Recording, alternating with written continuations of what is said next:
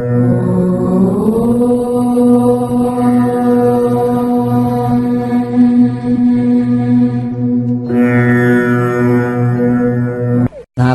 నమస్కృత్య నరం చైవ నరోత్తమం దేవీం సరస్వతీం వ్యాసం తతో జయముదీరయేత్.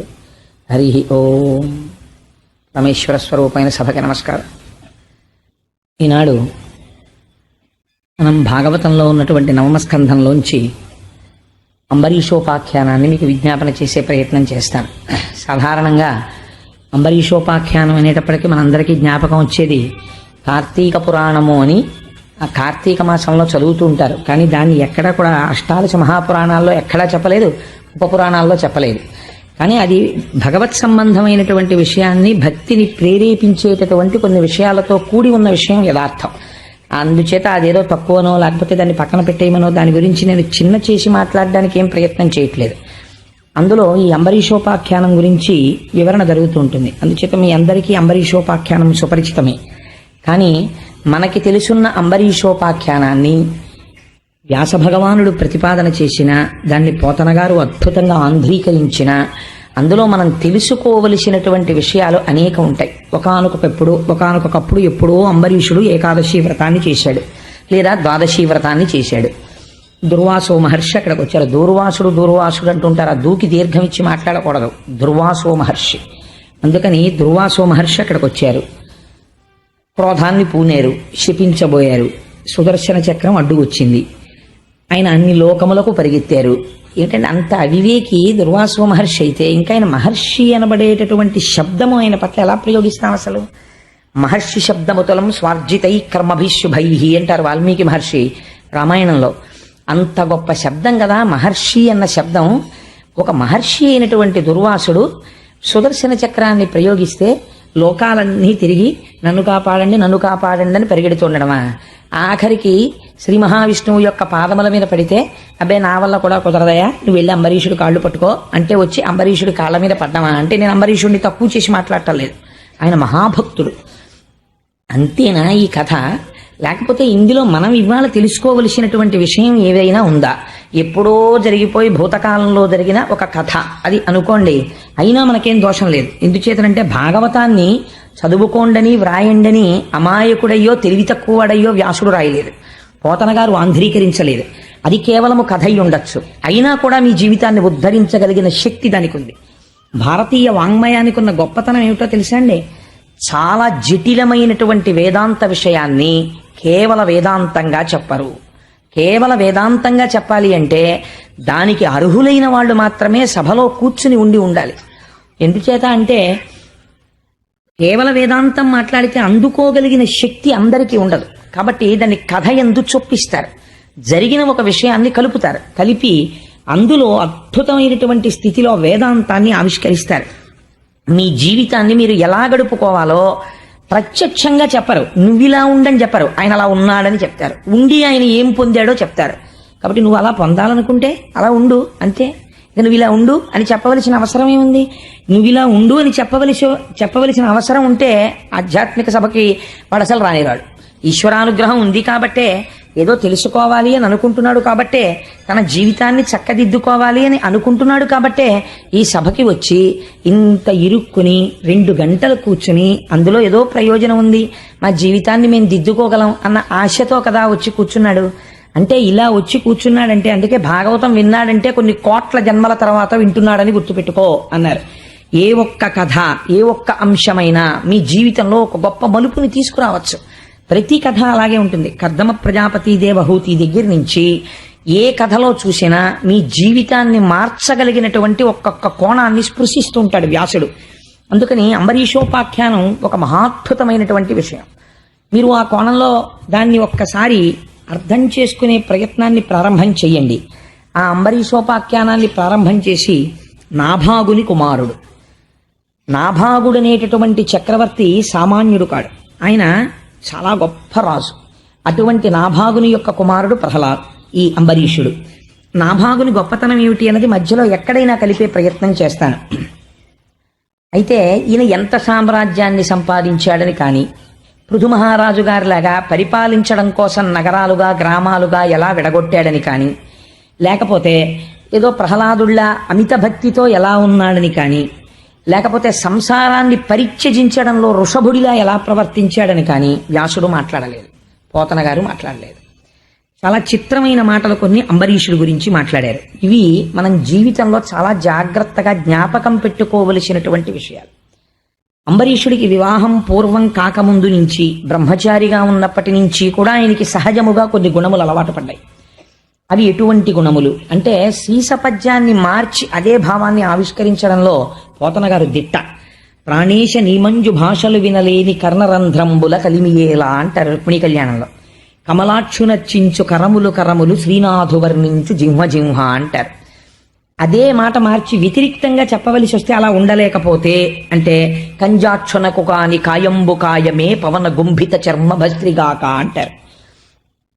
ఇవాళ ఈ పద్యాన్ని మీరు వినేటప్పుడు కేవలం ఇది అంబరీషుడి జీవితం అని మీరు వినకండి. ఇది ఒక సిలబస్ అని మీరు తీసుకోండి ఒక్కసారి.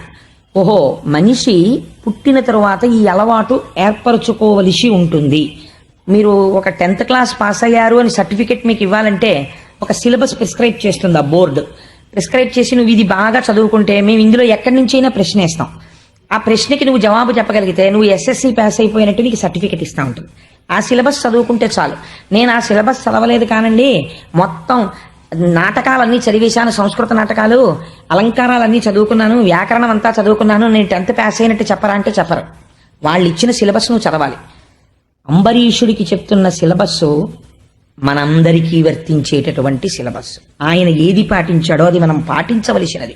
అందుకే భాగవతంలో అంబరీషోపాఖ్యానం లాంటి ఆఖ్యానం చాలా అరుదు. ఎందుకో తెలుసా అండి? నేను ఒక్క విషయాన్ని మీకు మనవి చేస్తాను.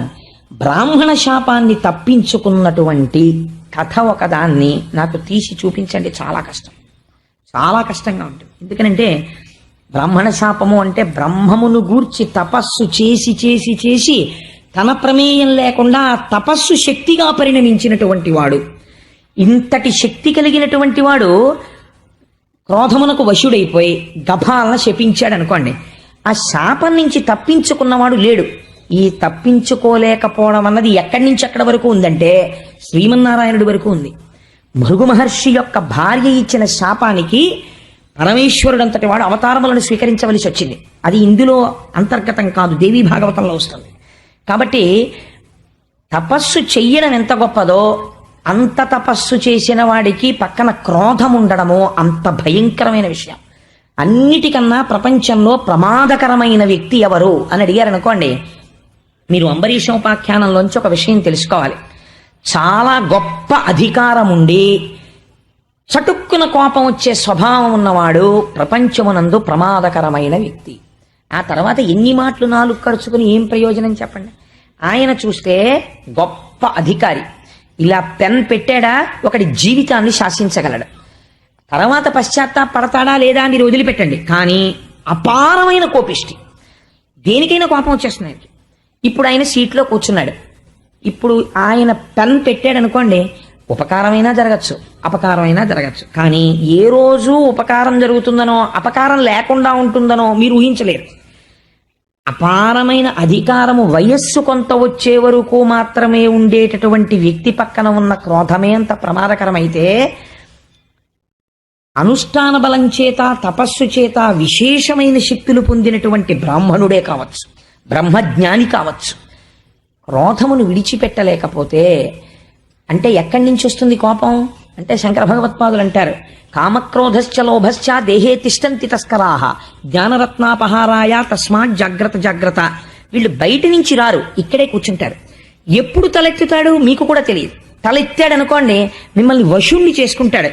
కోపానికి ఒక లక్షణం ఉంటుంది, కోపము చేత ప్రయోజనమును సాధించవచ్చు. కోపమును నటించడం వరకు మాత్రమే పనికి రావాలి.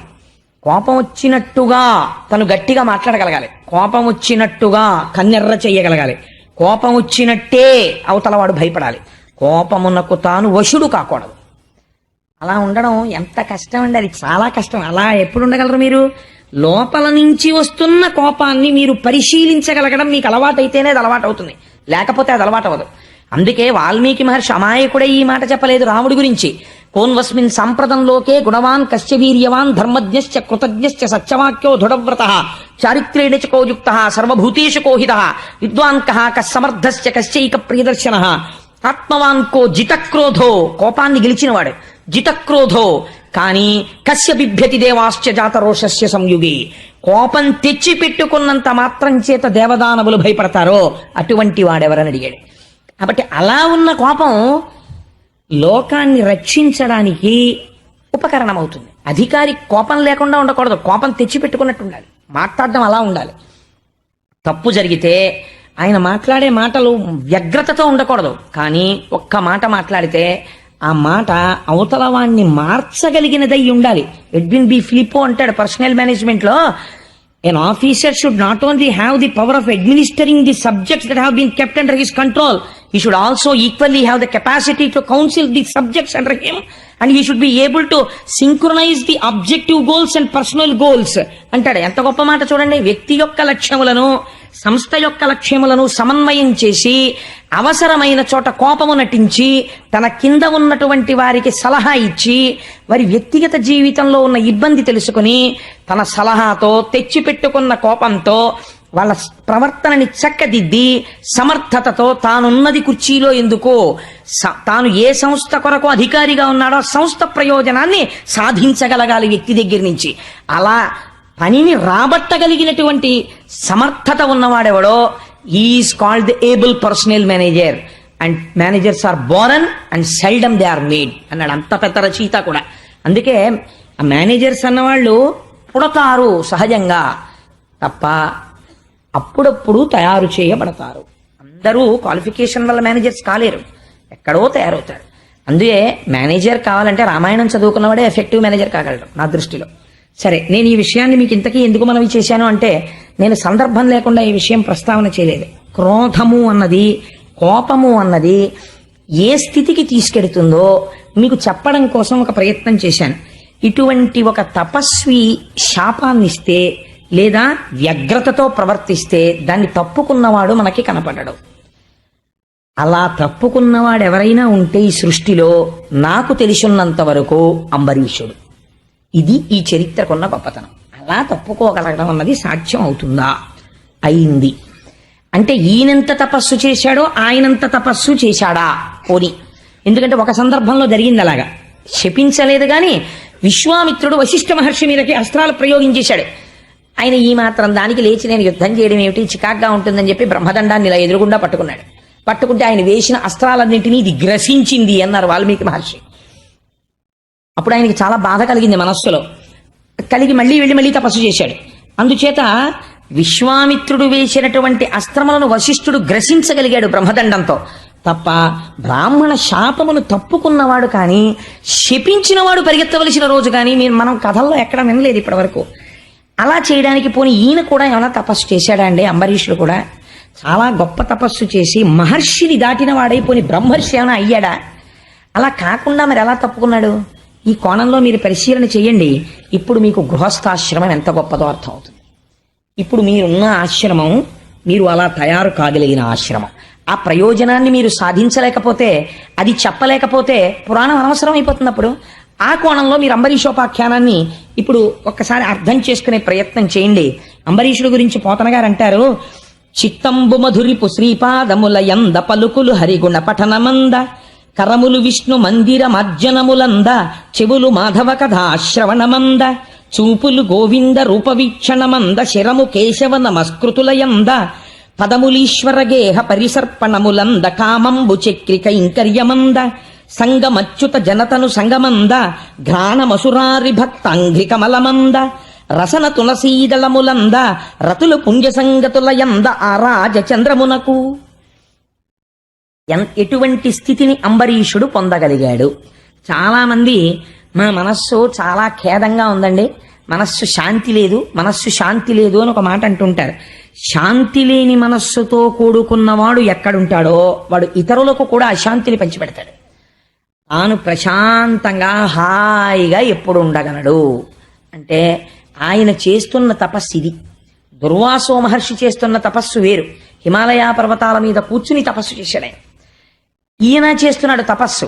ఎటువంటి తపస్సు? చిత్రమైన తపస్సు. చిత్తంబుమధిరిపు శ్రీపాదముల యంద.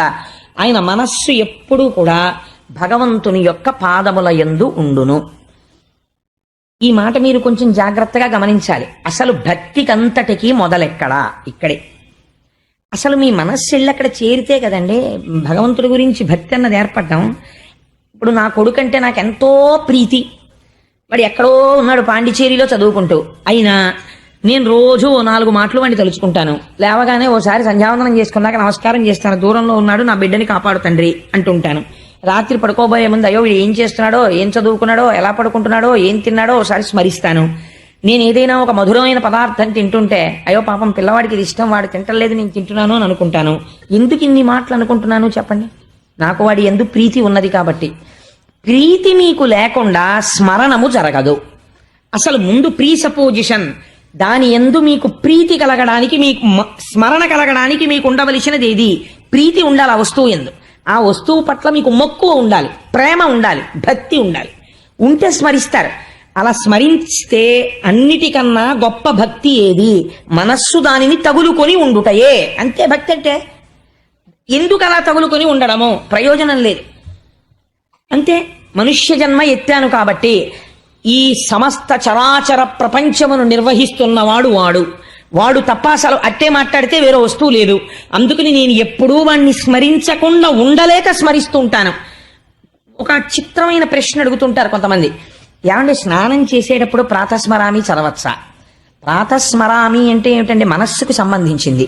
నేను మిమ్మల్ని చదవద్దు అన్నాను అనుకోండి, మీరు స్మరించకండి ఈశ్వర పాదాలని. ప్రాతస్మరామిలో మీరు ఏం చేస్తారు? ప్రాతస్మరామి పరమేశ్వర వక్త్ర పద్మం అన్నారు. అది నోటితో చెప్పమన్నా దాని అర్థం ప్రాతస్మరామి పరమేశ్వర వక్త్ర పద్మం అంటే ఉదయం నిద్ర లేవగానే మొహం కడుక్కుంటూ నేను ఈశ్వరుడి యొక్క ముఖమును స్మరించినాను. ఇది మీకు చాలా ప్రీతి ఉంది. నేను స్మరించనా స్మరించద్దా అన్న ప్రశ్న మీకు ఎలా వస్తుంది నాకు చెప్పండి. నేను స్మరించద్దండి అన్నాను. మీకు ముందు అసలు మొహం కడుక్కుంటూ గుర్తొచ్చే విషయం ఏమిటో తెలుసా అండి? ధూర్తుడు నన్ను స్మరించద్దన్నాడు, బాబాయ్ మనస్సు అక్కడికే వెళ్ళిపోతుంది, అస్తమానం శివుడే గుర్తొచ్చేస్తున్నాడు అని మరీ వెళ్ళిపోతుంటుంది అక్కడికి. ఇప్పుడు కొత్తగా వెడుతోందని కూడా మీరు గుర్తుపట్టగలుగుతుంటారు. కాబట్టి మనస్సు వెళ్ళి పట్టుకోవడానికి మీరు పూజ చేస్తారు. కాబట్టి ఇప్పుడు ముందు అసలు అంబరీషుడు ఏ స్థితిలో ఉన్నాడు అంటే ఆయన చిత్తం ఎప్పుడు శ్రీ మహావిష్ణువు యొక్క పాదములను పట్టుకొని ఉన్నది. అంటే పరిఢవిల్లిన భక్తి చేత ఉన్నాడు. ఇంత పరిఢవిల్లిపోయిన భక్తి సంసారమునందు ఉండడానికి ప్రతిబంధకమైనదా? అంటే సంసారం వదిలేశాడా వెంటనే మహానుభావుడు అంబరీషుడు? అంటే పలుకులు హరిగుణ పఠనమంద, ఏది మాట్లాడినా హరిగుణములను వర్ణన చేస్తుంటాడు. ఈ రెండు ఎలా పొంతన కుదురుతాయండి? సంసారంలో ఉండడం, హరిగుణములను కీర్తించడము, ఈ రెండు ఎలా పొసగుతాయి అని మీకు అనుమానం రావచ్చు. నేను తరచూ చెప్తుంటాను ఒక ఉదాహరణ. భగవంతుణ్ణి తలుచుకోవాలనేటటువంటి భక్తి లోపల ఉండాలి తప్ప అసలు మీరు తలుచుకోకుండా ఉండడానికి అవకాశం లేదు. ఎందుకో చెప్పనండి. మీరు నిద్రపోయి లేస్తారు. నిద్రపోయి లేవగానే ముందు ఏం చూస్తారు? గడియారం వంక చూస్తాం, ఎంత అయింది టైము అని. ఏదో 6 అయింది, అమ్మ బాబాయ్ 6 అయిపోయింది అని నిద్రలేస్తాం. మీరు ఇప్పుడు ఒకసారి వెనక్కి వెళ్ళి ఆలోచన చేయండి. రాత్రి 11 గంటలకు పడుకున్నాను, 6 గంటల వరకు నాకు ఈ దృశ్యమానమైనటువంటి చరాచర జగత్తుతో ఏ సంబంధము లేదు. ఒక శవము ఎలా పడిపోయి ఉండిపోతుందో నేను అలా పడిపోయి ఉన్నాను. ఈ 6 గంటలో 5 గంటల సమయంలో ఈ జగత్తునందు ఏ మార్పులు జరిగాయో, ఏమి జరిగాయో, నా ఇంట్లోకే దొంగొచ్చావో పట్టుకుపోయాడో కూడా నాకు తెలియదు. కానీ ఏమీ తెలియని స్థితిలో ఉన్నటువంటి నేనని చెబుతున్న ఈ దేహము ఉండాలంటే కొన్ని ఉండాలన్నది మాత్రం నాకు తెలుసు. లోపల జీర్ణం జరుగుతూ ఉండాలి, ఊపిరి పీలుస్తూ ఉండాలి, వదిలిపెడుతూ ఉండాలి. అసలు అది నేను చెయ్యలేదు. కాబట్టి రాత్రి నిద్రపోతున్నప్పుడు వేరొకడెవడో శాసనం చేసి ఊపిరి తీయించి విడిచిపెడుతున్నాడు. వాడొకడున్నాడు, వాడు లోపల కాపు కాసి ఉన్నాడు. అయ్యయ్యో నిద్రపోయాడండి పాప, ఆయన నిద్రపోవడం వల్ల వచ్చింది ప్రమాదం, గుండె ఆగిపోయిందని ఎవడైనా అంటాడండి? ఎవ్వరండవు. మీరు నిద్రపోవచ్చు కానీ గుండె మాత్రం కొట్టుకుంటూనే ఉంటుంది. మీరు నిద్రపోవచ్చు, ఊపిరితిత్తులు పనిచేస్తాయి. మీరు నిద్రపోవచ్చు, జీర్ణక్రియ జరుగుతూ ఉంటుంది. మీరు నిద్రపోవచ్చు, మీ నాడీ మండలం పనిచేస్తూ ఉంటుంది. ఇలా చేస్తోందంటే మీరు చెయ్యనిది చేయిస్తున్నవాడు ఒకడు ఉన్నాడా లేడా? ఉన్నాడు. వాడు ఏం చేశాడు? 2 ప్రయోజనములు చేశాడు. రాత్రి నాకు ఇరుక లేక పడుకున్నప్పుడు ఈ దేహమునకు ప్రమాదము వాటిల్లకుండా రక్ష చేశాడు. లోపల చెయ్యవలసిన పనులన్నీ వాడు చక్కబెట్టాడు. రెండు, నిద్రపోవడం ప్రమాదంగా చెయ్యకుండా బడలిపోయినటువంటి నా ఇంద్రియములకు శక్తినిచ్చాడు. జ్ఞానం కోణం పక్కన పెట్టండి, అది సుషుప్తి, బ్రహ్మము, ఈశ్వరుడు, ఇంద్రియాలు పక్కన పెట్టండి. కాసేపు భక్తి కోణంతో ఆలోచించండి. వాడు రాత్రి నిద్రపోతే మిమ్మల్ని ఏం కష్టపెట్టలేదే. వాడు ఏం చేశాడు? హాయిగా మీరు నిద్రపోతే మీ కంటికి మళ్ళీ బలం ఇచ్చేశాడు, చెవికి బలం ఇచ్చేశాడు, ముక్కుకు బలం ఇచ్చేశాడు, నాలుగుకి బలం ఇచ్చేశాడు. లేచి ఉత్సాహంగా మళ్ళీ తిరిగేస్తున్నారు. ఇప్పుడు మీకు ఈశ్వరుణ్ణి స్మరించడానికి మీకు ఏమిటి కష్టం? భగవంతుణ్ణి పూజామందిరంలోకే వెళ్ళి పూజించవలసిన అవసరం లేదని నేను అనను, ప్రారంభమునందు చెయ్యవలసిందే. కానీ స్మరణ భక్తి యందు పూజామందిరం అక్కర్లేకుండా పూజ నడిచిపోతుంది. పైకి లేచి ప్రకటంగా ఏం చెప్పక్కర్లేదు. ఏం ఆశ్చర్యం ఈశ్వర, 11 గంటలకు పడుకున్నానా, పడుకునేటప్పటికి మాడు నిప్పెడుతోందా, అలిసిపోయి తెల్లవారి లేచేటప్పటికి నిప్పి తగ్గిపోయిందా, ఎంత ఉత్సాహం, కళ్ళల్లో పడిన ధూళికణాలన్నింటినీ పుసులుగా మార్చేసావా మెత్తగాను, మళ్ళీ కంటి మధ్యలో ఉంటే తీసుకోలేనని ఈ చివర ఉన్న కొలుకులోకి తీసుకొచ్చి పెట్టావా, నేను ఇలా అంటే బయటకు వచ్చేసేటట్టు, నువ్వే నీటి రూపములో ఉండి నాకు మళ్ళీ ప్రక్షాళన చేసుకోవడానికి అవకాశం ఇచ్చావా, వాయు రూపంలో ఉండి నాకు అందావా, నా ఇంద్రియముల బడలిక తీర్చావా, రాత్రి నేను పడుకుంటే నువ్వు ఊపిరి తీసి నన్ను కాపాడావా. ఈశ్వర నీకు నమస్కారం. ఒక ఉపకారం చేసిన వాడిని స్మరించడానికి నీకు బెంగ ఉండదు కదా. పోని మామూలుగా భక్తిగా ఉండలేమండి, ఒక్క ఉపకారం ఎవడో చేసి పెట్టాడండి, చేసి పెడితే మీరు వాడిని తలుచుకోరు, మీరు వెళ్ళలేకపోయారు. ఆయన స్టేషన్కి వెళ్ళి తిరుపతికి టికెట్లు తెచ్చిపెట్టాడు. మీరు ఏం చేస్తారు? మహానుభావుడు తిరుపతికి టికెట్లు తెచ్చిపెట్టాడండి, వెళ్ళి నేను వెడతానని. వెళ్ళకపోతే మర్నాడు ఆర్ఏసీ వచ్చేసిందిట, ఇబ్బంది పడిపోతాను పాపం, టికెట్లు తెచ్చిపెట్టాడని మీరు యాత్రకి వెళ్ళొచ్చే వరకు కృతజ్ఞత చెప్తున్నారే. మరి జీవితం ఉన్నన్నాళ్ళు వాడు మీకు ఉపకారం చేస్తున్నాడు, మీరు వాడిని స్మరించి వాడికి కృతజ్ఞత చెప్పడం భక్తే. ఇదే భక్తి, ఈ భక్తియే తపస్సు. కాబట్టి ఇప్పుడు ఏం చేస్తున్నాడు అంబరీషుడు? ఇలా ఉండడానికి గృహస్థాశ్రమము ఎలా ప్రతిబంధకము నాకు చెప్పండి. ఈ స్మరణమునకు గృహస్థాశ్రమం విరోధం అండి, నాకు ఎలా కుదురుతుంది, మా ఆవిడుంది, మా పిల్లలున్నారు, నేను ఎలా స్మరిస్తాను అని అంటే మీరు ఏం చెప్పాలి? నీ మనస్సు అసలు ఈశ్వరుడు ఎందుకు కుదురుకోలేదు, అందుకే నిన్న ఆలోచనలు వస్తున్నాయి. లేకపోతే కుదురుకోకపోవడం ఏంటి? నీకు కృతజ్ఞతా లక్షణం ఉంటే ప్రతి క్షణము ఈశ్వరుడే నీకు కనపడుచున్నాడు. కాబట్టి కరములు విష్ణు మందిరం అర్జనములందా. ఇప్పుడు ఈ ఉత్సాహం కలగగానే, కృతజ్ఞత కలగగానే ఏమనిపిస్తుంది? అయ్యయ్యో, మనం ముందు స్నానం చేసి మందిరంలోకి వెళ్ళి ఈ లోపల ఉన్నవాడెవడో వాడు సాకారుడైనాడు బయట. లేకపోతే వ్యాసుడు వెర్రివాడై చెప్పాడా ఈశ్వరుడికో మూర్తుందని? సాకారంచ నిరాకారం నిర్గుణంచ గుణాత్మకం తత్వం తత్పరమం బ్రహ్మ ఇది వేదాంత డిండిమహ అని శంకర భగవత్పాదులు చెప్పారు వేదాంత డిండిమన్లో. సగుణ నిర్గుణాసాతు ద్విధా ప్రోక్త మనీషిభి సగుణ రాగిభి సేవ్య నిర్గుణాతుర్ విరాగిభి అని వేదవ్యాసుడు దేవి భాగవతంలో చెప్పాడు. కాబట్టి ఈశ్వరుడు ఒకనాడు ఒక ఈ కంటితో చూడడానికి వీలైన రూపమును ధరించాడు. అంతటా నిండిన పరమాత్మని మీరు జ్ఞానము చేత ఉపాసన చేయలేరు, భక్తి చేత ఒక మూర్తిని మీరు ఉపాసన చేయగలరు. ఇప్పుడు ఆ మూర్తి కేవలము విగ్రహము కాదది, అంతటా నిండిన పరమాత్మని మీరు ఈ విగ్రహంలో చూస్తున్నారు. విగ్రహంలో ఈశ్వరుడు ఉన్నాడు, బయట ఈశ్వరుడు లేడంట లేదు. అంతటా ఉన్న ఈశ్వరుణ్ణి చూడలేని నా దైన్యమును గుర్తించి ఒక మూర్తి యందు చూసి పరవశించుచున్నాను. ఇది ఎక్కడికి వెళ్ళాలి? అంతటా చూడగలిగిన స్థితికి వెళ్ళాలి. కాబట్టి విగ్రహారాధనము దోషం ఎందుకు అవుతుంది? ఎప్పటికీ దోషం కాదది. అందుకని భగవంతుని యొక్క మూర్తి వంక చూసి పొంగిపోయి ఈ లోపల రాత్రంతా పని చక్క పెట్టిన వాడెవడో వాడే ఇక్కడ కూర్చున్నాడు నా ఇంటి ఈశాన్యంలో అని. స్వామి నిన్న పొద్దున్న వేశాను పువ్వులు, అవి వడిలిపోయే దుర్వాసన వస్తున్నాయేమో అని జాగ్రత్తగా నిర్మాల్యం తీసి మీరు పూజ చేయడంలో ఎంత ఆనందం ఉంటుందండి. ఇప్పుడు అది ఎప్పుడు ఉంటుంది? కృతజ్ఞతా లక్షణం ఉంటే ఉంటుంది. కృతజ్ఞతా లక్షణము లోపించిపోయింది అనుకోండి, బాగా జ్ఞాపకం పెట్టుకోండి, ఎన్ని గంటలు మీరు పూజ చేశారన్నది లెక్కలోకి రాదు. అది ఏమవుతుంది? అది రిచువల్ అంటారు ఇంగ్లీష్లో, ఒక తంతు కింద తయారవుతుంది. ఒక భయంతో చేస్తాడు పూజ.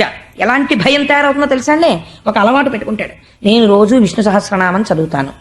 ఎందుకు చదువుతున్నాడు విష్ణు సహస్రనామం అంటే అనంతమైన నామముల చేత చెప్పబడిన ఈశ్వరుడు అంతటా పరివ్యాప్తమై ఉన్నాడు అని తెలుసుకోవడానికి. కానీ ఇది ఏమవుతుందంటే, ఏదో టైం లేదు, ఇవాళ నేను విష్ణు సహస్రం చదవలేకపోతున్నాను, బాబాయ్ నన్ను భగవంతుడు కోసేస్తాడేమో, నువ్వు ఎందుకు చదవలేదు ఇవ్వాలంటాడేమో, అందుకని గబగబా చదివేద్దాం. అప్పుడు ఆ పూజ ఏమైపోతుంది చెప్పండి? అది ఒక తంతు కింద తయారవుతుంది. గంట సేపు కూర్చుంటాడు పూజ దగ్గర. శంకరాచార్యులు వారు నిలదీశారు ఇలాంటి పూజల్ని. గభీరే కాసారే విశతి విజనే ఘోర విపినే విశాలే శైలే చ భ్రమతి కుసుమార్థం జడమతి సమర్ప్యై చేత సరసిజముమానాద భవతే సుఖేనావస్థాతుం జనహ నజానాతికి మహో అని అడిగారు. ఎవడు తెమ్మన్నాడు నిన్ను ఇవన్నీ? ఒక్కటి పెట్టి చెయ్యి చాలు, పొంగిపోతాను నేనన్నారు. రేపటి రోజు మనం చేసే ప్రయత్నం అదే. ఒక పృథివీలింగాన్ని పెట్టి, పూజ అంటే నిబద్ధతతో కూడుకున్నది, అది సగుణమా అంటే కరచరణాదులు లేవు, లేవా అంటే ఉన్నాయి, కాబట్టి అది అరూపరూపి. కాబట్టి ఉపాసన యందు శివాభిషేకం చేస్తే పెద్దలు ఒక నియమం పెట్టారు, పైన వస్త్రం ఉండకూడదు, చొక్కా బనీను ఉండకూడదు. ఎందుకు ఉండకూడదండి అని ఓ ప్రశ్న వేస్తే, పోల్ మీద ఫ్యూజ్ చేసేవాడు గ్లోవ్స్ ఎందుకు పెట్టుకుంటున్నాడండి? పెట్టుకోకపోతే షాక్ కొట్టి కింద పడిపోతాడు కనుక. ఇంట్లో ఫ్యూజ్ చేసుకుంటే అక్కర్లేదు, కానీ పోల్ మీద ఫ్యూజ్ ముట్టుకుంటే గ్లోవ్స్ చేసుకుని ముట్టుకోవాలి. అలాగే నువ్వు ఉపాసన యందు ఒక్కొక్క మెట్టెక్కుతున్నప్పుడు లోపల దృష్టికోణం పెరుగుతోంది కాబట్టి కొంచెం మర్యాదతో ప్రవర్తించాలి అక్కడ. అందుకని ఏం చేస్తావు? బనీన్ తీయండి అని ఒకటి బతిమాలక్కర్లేదు, నువ్వు తీయాలి. ఏడు దిక్కుమాలిన శరీరం ఏమైపోతుందో అరగంట తీసేస్తేను. ఉత్తరీయం వేసుకుని శాస్త్రం ఒక మాట చెప్పింది, నీకు 2 కావాలి. ప్రపంచంలో మనుష్యుడిగా పుట్టావు కాబట్టి 2 మర్చిపోకూడదు. ఏమిటది? ఒకటి అనుభవించడం కాదు, సుఖాల్ని అనుభవిస్తూ పోతే దానికి అంతే ఉండదు. పశువుకి మనిషికి తేడా ఎక్కడ? పశువు సుఖాన్ని అనుభవించడంలో ఎప్పుడూ అంతమును కోరదు. ఆకలేసింది పరిగెత్తుకెడుతుంటుంది, తింటుంటుంది, అంతే. దానికి మైథునం చెయ్యాలనిపించింది చేస్తుంది, పడుకోవాలనిపించింది పడుకుంటుంది, పరిగెత్తాలనిపించింది పరిగెడుతుంది, మలమూత్ర విసర్జన చేయాలనిపించింది చేసేస్తుంది తప్ప ఇది సుఖమా, ఇక్కడ పడుకోవచ్చా, ఇలా ప్రశ్నదేం వేయదు. నువ్వు వెయ్యగలవు, ఇది సుఖమా అని అడగగలవు. అందుకని సుఖాల్ని త్రోసిరాదనవచ్చా అనకూడదు. గృహస్థాశ్రమంలో ఉండి నువ్వు సుఖాన్ని అడగాలి. నా భార్యా బిడ్డలతో నాకు ఐశ్వర్యంతో నేను ఆనందంగా ఉండాలి. కానీ ఎలా ఉండాలి? తామరాకు మీద నీటి బొట్టులా ఉండాలి. ఇన్ని భోగముల మధ్యలో ఉండి ఈశ్వరుడి పాదాలు పట్టుకుని ఉండాలి. అలా ఉండడానికి వైరాగ్యం ఉండాలి, భోగం ఉండాలి. 2 కలవాలంటే అపారమైన ఐశ్వర్యము కలగడానికి కస్తూరి జలంతో అభిషేకం చెయ్యాలి. మంచి జ్ఞాన వైరాగ్యములు కలగడానికి విభూతితో అభిషేకం చెయ్యాలి. మిగిలిన వాటి సారమంతా ఈ 2 వచ్చేస్తుంది. అందుకే శివరాత్రి నాడు పురుషులందరితో అద్భుతంగా ఆ రుద్రాధ్యాయం చదువుతుంటే చక్కగా వరసలో వెళ్లి విభూతి అభిషేకము, కస్తూరి జలంతో అభిషేకము చేసుకునేటటువంటి అవకాశాన్ని దేవాలయం వారు కల్పించారు. సరే, అందుచేత కాబట్టి ఇప్పుడు ఏమైంది? ఆయన సంతోషంగా పూజ చెయ్యగలుగుతున్నాడు అంబరీషుడు.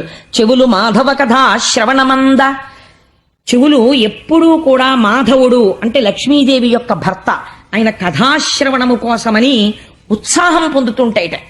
ఎందుకు పొందుతాయంటే ఈ ఐశ్వర్యం లేని వాళ్ళు ప్రపంచంలో కొంతమంది ఉన్నారు. చెవి ఉంటుంది, వినికిడి శక్తి ఉండదు. వాళ్ళు ఎంత పోగొట్టుకుంటున్నారో ఉన్నవాడికి తెలియదు. అది విచిత్రం. ఉన్నవాడు హాయిగా వెళ్ళి వినగలడు. వినగలిగిన శక్తి ఈశ్వరుడిచ్చిన ఐశ్వర్యం. వీడు దాన్ని వేరు పనులకు ఉపయోగిస్తున్నాడు. లేనివాడు తినడానికి లేక ఏడుస్తున్నాడు, ఉన్నవాడు దుర్వ్యసనములకు వాడి ఏడుస్తున్నాడు, రోగాలు తెచ్చుకుని. ఇద్దరూ దరిద్రులే. అలా వినడానికి ఐశ్వర్యము లేనివాడు వినలేక ఏడుస్తున్నాడు, వినడానికి చెవులు ఉండి వినక ఒకడు బాధపడుతున్నాడు, దరిద్రుడి. అలాంటి వాడు కాడు. ఈశ్వరుడిచ్చిన ఈ ఐశ్వర్యమును ఈశ్వరుని కొరకు వాడుతున్నవాడు. అందుకని మాధవ కథాశ్రవణమందు పూనిక ఉన్నవాడు, నేను వినాలి అని వింటున్నవాడు. చూపులు గోవింద రూప వీక్షణమంద, ఆ చూపులు చూసేటప్పుడు ఆర్తితో చూసే చూపు వేరు, ఆర్తితో చూడని చూపు వేరు.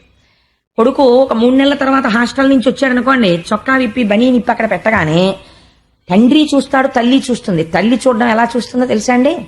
ఏమిట్రా ఆ ఎడం భుజం మీద ఏంటి ఆ మచ్చ, నీకు పూర్వం ఉండేది కదే అని గబగబా వెళ్ళి ఆ మచ్చ ఏమిట్రా అని ఇలా ముట్టుకుని ఇలా నలిపి, మట్టా ఏమైనా మచ్చ వచ్చిందా అంటుంది. అప్పుడు లేని మచ్చ ఇప్పుడు ఎందుకు వచ్చిందని పరితపించిపోయి చూస్తుంది అమ్మ కొడుకు బనీ నిప్పగానే. ఆ చూడడంలో ఆనందం ఉంటుంది. అమ్మో నా కొడుకుని చూసుకుంటుంది అమ్మ. అలా ఈశ్వరుణ్ణి చూసేటప్పుడు ఏ రోజుకు ఆ రోజు కొత్తదనం కనపడుతూ పొంగిపోతూ ఉంటాడు భక్తుడు చూడడంలో. అందుకని శిరము కేశవ నమస్కృతుల యంద, ఈశ్వరుడు శిరస్సు ఇచ్చినది దేనికి అంటే పెద్దల ముందు భగవంతుడి ముందు వంచి నమస్కరించమని. లేకపోతే బుద్ధిస్థానము వంగని నాడు నీకు నిశ్చయాత్మకమైన శక్తి ఎక్కడి నుంచి వస్తుంది? ఈశ్వరుడి ముందు. కాబట్టి ఆ భగవంతుని ముందు వంగేటటువంటి శిరస్సున్నవాడు. కామంబు చక్రి కైంకర్యమంద, కామము దోషము. ఎలా? కేవలము లౌకికమునందుంటే. కామము వరము ఎప్పుడు? భగవదాభిముఖ్యాన్ని పొందితే. ఈశ్వరుడి యొక్క సేవ కావాలి అని కోరుకున్నాడు అనుకోండి, ఆయనకి కామం ఉందా లేదా అంటే కామం ఉంది. కామం అంటే కోరిక, మీరు ఇంకో రకంగా అర్థం చేసుకోకండి. కోరిక ఉన్నది. ఒక ఆయనకి ఏం కోరిక ఉన్నది? ఊటీ వెడదామని ఆయన కోరుకున్నాడు. ఇంకొక ఆయనకి కోరిక ఉన్నది, వెంకటాచలం వెడదామని కోరుకున్నాడు. ఇప్పుడు ఆయనది కామమే, ఈయనది కామమే. ఈ రెండు కామములలో ఒకటి కామమైన బంధించకుండా రక్షణ వైపుకి నడిపించేస్తోంది. ఇంకొక కామము కామమే, కానీ అది బంధనమునకు గురి చేస్తోంది. ఎందుకని? ఇటువైపు వెడుతున్నది ఉన్న కట్లు విప్పించుకోవడానికి, ఇటువైపు వెడుతున్నది కొత్త కట్లు కట్టించుకోవడానికి. కాబట్టి ఏమవుతోంది? కామమే మారుస్తుంది. అందుకే లలితా సహస్రంలో అమ్మవారు చేత్తో పట్టుకున్న 4 ఆయుధాల్లోనూ ఆ మనోరూపేక్షుకోదండా పంచతన్మాత్రసాయక నిజారుణ ప్రభాపూరమజ్జద్బ్రహ్మాండ మండల. ఆ తల్లి ఆ చేతిలో మనస్సు అనేటటువంటి కోదండాన్ని పట్టుకుంటుంది. కామక్రోధములు పక్క పక్కనే ఉంటాయి. కోరిక తీరితే సుఖం, తీరకపోతే క్రోధం. కాబట్టి కోరిక ఈశ్వరాభిముఖం అయిపోయింది అనుకోండి, ఆయన తీర్చకపోవడం అన్నది ఉండదు. అయ్యప్ప స్వామి వారి దర్శనం చేసుకుందామని వచ్చాడు అనుకోండి, హాయిగా వచ్చి అయ్యప్ప స్వామి దర్శనం చేసుకెళ్ళిపోవచ్చు. అదే మీరు ఒక లౌకికుడు ఇంటికి వెళ్ళారనుకోండి, వాడు ఉండొచ్చు, ఉండకపోవచ్చు, ఉండి లేనని చెప్పించవచ్చు. కాబట్టి ఈశ్వరుడు అలా ఎప్పుడూ చెప్పించాడు. నేను ఇక్కడ లేనని చెప్పేవాడికి ఎవరికి చెప్పడం. కాబట్టి కామము ఈశ్వరానుగ్రహం వైపుకి నడిస్తే అది మీకు సిద్ధించి తీరుతుంది. అందుకని కోరిక ఉత్తమమైనది ఎప్పుడు ఈశ్వరుడి వైపుకి తిరిగింది అంబరీషుడికి. ఘ్రాణమసురారి భక్తాంగ్రి కమలమంద. ఇదో చిత్రమైనటువంటి విషయం. భగవంతుడి పాదములకు నమస్కారం చెయ్యడం అనేటటువంటిది చాలా సామాన్యమైనటువంటి విషయం. ఎందుకని అంటే పెద్ద భక్తి లేని వాడు కూడా చేస్తాడు. ఇప్పుడు ఇలా సభలో ఉండగా వెంకటేశ్వర స్వామి వారు గభాలను ఆకాశంలోంచి పట్టు పీతాంబరం కట్టుకుని ఇలా ఒక్కసారి తప్పుకోండి అంటూ కిందకి దిగారనుకోండి, గబగబా మీ అందరూ అటు తిరిగి స్వామి పాదాల మీకు గబగబా నమస్కారం చేసేస్తారు. ఎవరైనా ఒకవేళ కాకినాడలో ఒక 30 నిమిషాలే ఉంటానయ్యా, మళ్ళీ వెళ్ళిపోవాలి, నేను రాజమండ్రి వెళ్తాను ఇక్కడి నుంచి 8 గంటలకి అన్నాడు అనుకోండి వెంకటేశ్వర స్వామి. నేను ఒక ఉదాహరణకి చెప్తున్నాను. కాకినాడలో ఇంతకు పూర్వం భగవంతుడి గురించి నమ్మని వాడు కూడా వెంకటేశ్వర స్వామి అయ్యప్ప స్వామి గుడికి వచ్చాక వెళ్ళిపోదామని గబగబా వచ్చేస్తారు, వచ్చి కాళ్ళ మీద పడిపోతారు. పెద్ద విశేషం ఏంటండి? ఎందుకైనా మంచిది, ఒక బెనిఫిట్ ఆఫ్ డౌట్ ఒకటి ఉంటుంది. ఎందుకైనా మంచిది ఉందేమో ఓ శక్తి, అది ఏమైనా చేస్తుందేమో, ఓ అగ్రత్తపుల్ల చూపించి ఇలాంటి గొడవ వదిలిపోతుంది, మనకి ఎందుకున్నాడో లేడో, అందుకని ఇలా అనేసి వెళ్ళిపోతాడు. భగవంతుడిని నమ్మిన వాడు ఉన్నాడు అనుకోండి, వాడి కాళ్ళకి దండం పెట్టాలనుకోండి, అహం వస్తుంది. అదేంటి, నాకు తలకాయింది వాడికి తలకాయింది, నాకు కాళ్ళు ఉన్నాయి వాడికి కాళ్ళు ఉన్నాయి, నాకు చేతులు ఉన్నాయి వాడికి చేతులు ఉన్నాయి, వాడి కాళ్ళకి నేను నమస్కారం నేను పెట్టక్కర్లేదంటాడు. భాగవతుల కాళ్ళకి దండం పెట్టాలంటే వినయం ఉండాలి. అలా పెట్టడం భీష్మాచార్యుల వారికి చెల్లింది. అంతటి స్థితికి వెళ్ళి కూడా పెద్దలు కనబడితే వంగి వంగి వంగి వంగి దండాలు ఎట్టేవట మహానుభావుడు. అందుకని భక్తాంగ్రి కమలమంద, భగవంతుడికి నమస్కారం చేయలేదు, భగవంతుణ్ణి నమ్ముకున్న భాగవతులు కనబడితే వాళ్ళ పాదముల వాసన ముక్కుకి పట్టేటట్టుగా పడేవట వాళ్ళ పాదాల మీద. ఎంతటి గొప్పవాడో చూడండి. ఎంత చిత్రమైన మాట అండి. నేను ఫలానా వారికి నమస్కారం చేశానండి అనేవాడు ఉంటాడు, ఆయన పాదాలకి నమస్కారం చేసినప్పుడు ఈ వాసన వస్తుంది అనేవాడు ఉంటాడు. అంటే ఎంతసేపు ఆ పాదాల మీద పడిపోయి ఉండాలి అని ఆయన పాదాల దగ్గర ఏదో వాసన అండి అన్నాడు అనుకోండి, మళ్ళీ తప్పు. ఆయనకి ఏం కనపడేదో తెలుసా అండి? ఆయన పాదాల్లోంచి పద్మముల సుగంధం వస్తుండేది. ఎందుకని? అమ్మో, ఈ పాదాలు ఎప్పుడు నా స్వామి చుట్టూ తిరిగే పాదాలు, ఇవి పద్మాలు, ఆయన లక్షణం వీటికి వచ్చిందనేవాడు. అందుకని ఆయనకు అలా కనపడేది. ఇది అంబరీషుడి యొక్క స్థితి. ఇప్పుడు చెప్పండి, అంబరీషోపాఖ్యానం సామాన్యమైందా? ఏ స్థితి తప్ప అలా నోళ్ళవి ముయ్యకండి, పక్కకి తీసుకెళ్ళండి బాబుని, అంతేగాని రసన తులసీదళములందా ఆ నాలుకకి ఏది పడితే అది రుచి చూపించాలని ప్రయత్నం చేసేవాడు కాదు. మీకు అసలు దీన్ని గెలిస్తే అన్ని గెలిచేసినట్టేనండి. మీకు ధూర్తుడైనటువంటి ద్వారపాలకుడు ఒకడు ఉంటాడు ప్రపంచంలో. లోపలున్న ఆఫీసర్ గారు మంచివాడు, బయట నుంచి ఉన్నటువంటి ద్వారపాలకుడు చాలా ధూర్తుడు. వాడు మెహర్బానీ వెలగబెట్టేస్తుంటాడు. ఏమిటండి ఇలా వచ్చారంటాడు, ఒకసారి ఆఫీసర్ గారిని కలవాలని. అబ్బే బలేవరే, 15 రోజుల క్రితం పేర్లు ఇచ్చిన వాళ్ళు వెళ్ళలేదు ఇప్పటికంటాడు. లోపల ఉన్న ఆయన కాదు, ఆయన ఎవరు వచ్చినా పంపరా అంటాడు. కానీ దరిద్రం ఏంటంటే పాప ఆయన తెలియదు వీడెవడో వచ్చాడు. అలా ఇది గర్భాలయం, దీనికి పాపం ఏమీ ఉండదు. ఇది ఆకలేస్తే అయా లోపల పదార్థం అయిపోయిందండి ఇంకేమైనా పెట్టండి అని అడుగుతుంది. మీరు అందులో పాలు పోసినా, కాస్త పరవన్నం పెట్టినా, లేకపోతే ఇంత పులిహార పెట్టినా, ఓ 2 ఇడ్లీలు పెట్టినా, ఇడ్లీ అమేస్తారు వద్దండి అని అదేం అందం. ద్వారపాలకుడు ఇక్కడ ఉంటాడు. వీడికి ఏమిటో తెలుసా అండి, అసలు పచనం చేసి జీర్ణం చేసి శక్తినిచ్చేది ఇది. వీడి పని ఏమిటంటే ఆఫ్టర్ ఆల్ లోపలికి పంపిస్తాడు అంతే. వాడు ఏమిటంటాడంటే, అలా పంపమండి 5 నిమిషాలు అయింది పప్పనమే పెడతాడంటే మార్చండి అంటాడు. అంటే అప్పుడు మళ్ళీ కూర కలపాలి. దీనికోసం ప్రపంచంలో ఎన్ని కోట్లు ఖర్చు అవుతుందో మీరు ఆలోచించండి. లేకపోతే ఇంత పప్పు, ఇన్ని కూరలు, ఇన్ని పులుసులు, ఇన్ని పచ్చళ్ళు ఎక్కడి నుంచి వచ్చాయండి? ఎందుకండి? ఒక్క పదార్థంతో సరిపెట్టచ్చు. ఇది ఎప్పుడు అడగలేదు వెరైటీ అంతా దీంది. అందుకని ఇన్ని అడిగితే ఒక్కొక్కసారి ఇది ఏమంటుందో తెలుసా? ఏమన్నా ఆకలి వేసిందన్నాను, ఏమన్నా పెట్టమన్నాను, అదేంటండి ఇక్కడ దాటిపోయి ఇక్కడికి వస్తోంది, ఇంకా పంపించకండి బాబోయ్ అంటుంది. అంటే ఏంటి ఆ టోకెన్ల కోసం రష్ ఎక్కువైపోయిన గోపాలకృష్ణ గారు పడిపోయిన ఆవేదనలాగా ఇది నిండిపోయి ఇంకా పంపద్దో అంటే భలేవాడివే, రుచి ఎంత బాగుందో అని ఇది ఓ పెట్టేస్తుంటుంది లోపలికి. పాత దీనికే అన్ని పంపేసి ఏమంటుందో తెలుసా అండి, పులిత్రేడుపులు వచ్చేస్తేనే జీర్ణం అవ్వలేదు, కొంచెం సోడా పట్టారా అంటాడు కొడుకుని. మళ్ళీ ఇదోటి ఈ పైకి చాలా తేలిగ్గా కనపడుతుంది, ఇంద్రియాన్ని గెలవడం అంత తేలిక కాదు. దీన్ని గెలవగలిగారు అనుకోండి, నోరు మొయ్యి అవేం అక్కర్లేదు, కాస్త తులసి దళం నోట్లో వేసుకో, ఎందుకు నీకు ఏం రుచి, తిని ఏం పర్వాలేదు, ఈశ్వర నివేదనమైనటువంటి ప్రసాదము, నువ్వు ఇవాళ ఇంత పులిహార ఇంత చక్కెర పొంగలి తిని శరీరమును నిలబెట్టవచ్చు అని చెప్పారనుకోండి. ఏమంటే గుళ్ళో సమోసాలు నైవేద్యం పెట్టరండి అని అడిగాడు ఒక ఆయన. అంటే ఆయనకి ఇంట్లో ఉండవలో ఉంది, అందుకని చెప్పి ఏమిటంటే సమోసాలు పెడితే ఇక్కడ తిందామని. నేను తెల్లబోయాను నిజంగా, అయ్యి బాబోయ్ ఇలాంటి కోరికలు కూడా ఉన్నవాళ్ళు ఉంటారా అని ఆశ్చర్యపోయాను. అంటే ఆయనకి ఎప్పటి నుంచో కోరిక ఇక్కడ పెడితే తినేద్దామని, ప్రసాదం కౌంటర్లో ఇస్తారు కదా సమోసాలని. అది నిజంగా ఇంకా నేను ఏం చెప్పాలి జవాబు మీరు ఆలోచించండి. విహితము నిషిద్ధము ఇవన్నీ నేను చెప్పనా సమోసా గురించి? రజోగుణ ప్రకోపం కలిగినటువంటి మసాలాలతో ఉన్న ప్రసాదం ఈశ్వరుడికి పెట్టి మీరు తింటారా? ఆయన ఏదైనా జీర్ణంగా హాలాహాలం తింటాడు ఆయన. నువ్వు తిను. మొన్నటి రోజున విన్నాను నేను పేపర్ నిండా అన్ని హాస్పిటల్స్ నిండిపోయాను. చిన్న తేడా వస్తే మనం ఉండలేమే. మరి అలాంటిది జాగ్రత్తగా ఉండద్దు. లోపల మనస్సు ఏర్పడుతోంది, మనస్సు తేడా వచ్చిందంటే కుభోజనేన దివసహ అన్నాడు వ్యాసుడు. నువ్వు తప్పు భోజనం తింటే, రజోగుణ తమోగుణ ప్రకోపంతో కూడిన భోజనం తింటే ఓ రోజు పోయింది అన్నాడు.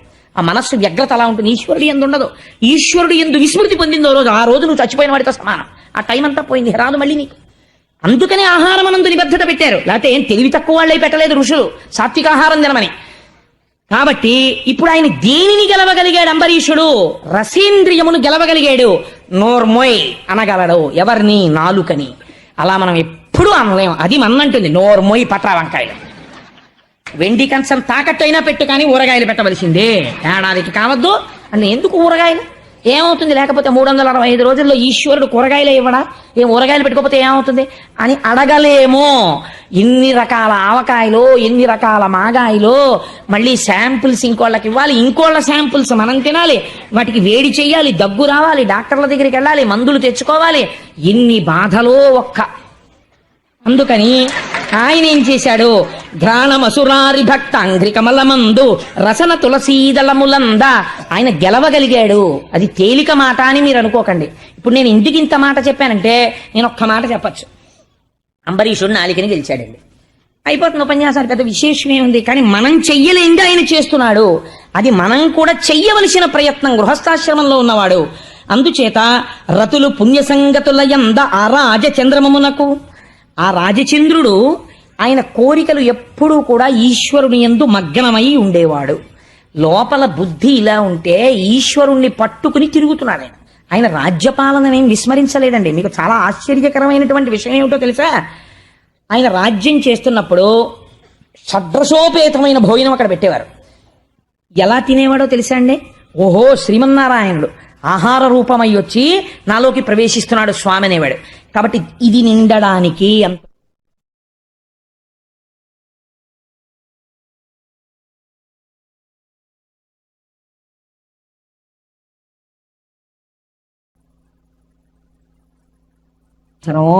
అంత పుచ్చుకునేవాడు. దీనికోసం తినేవాడు కాదు.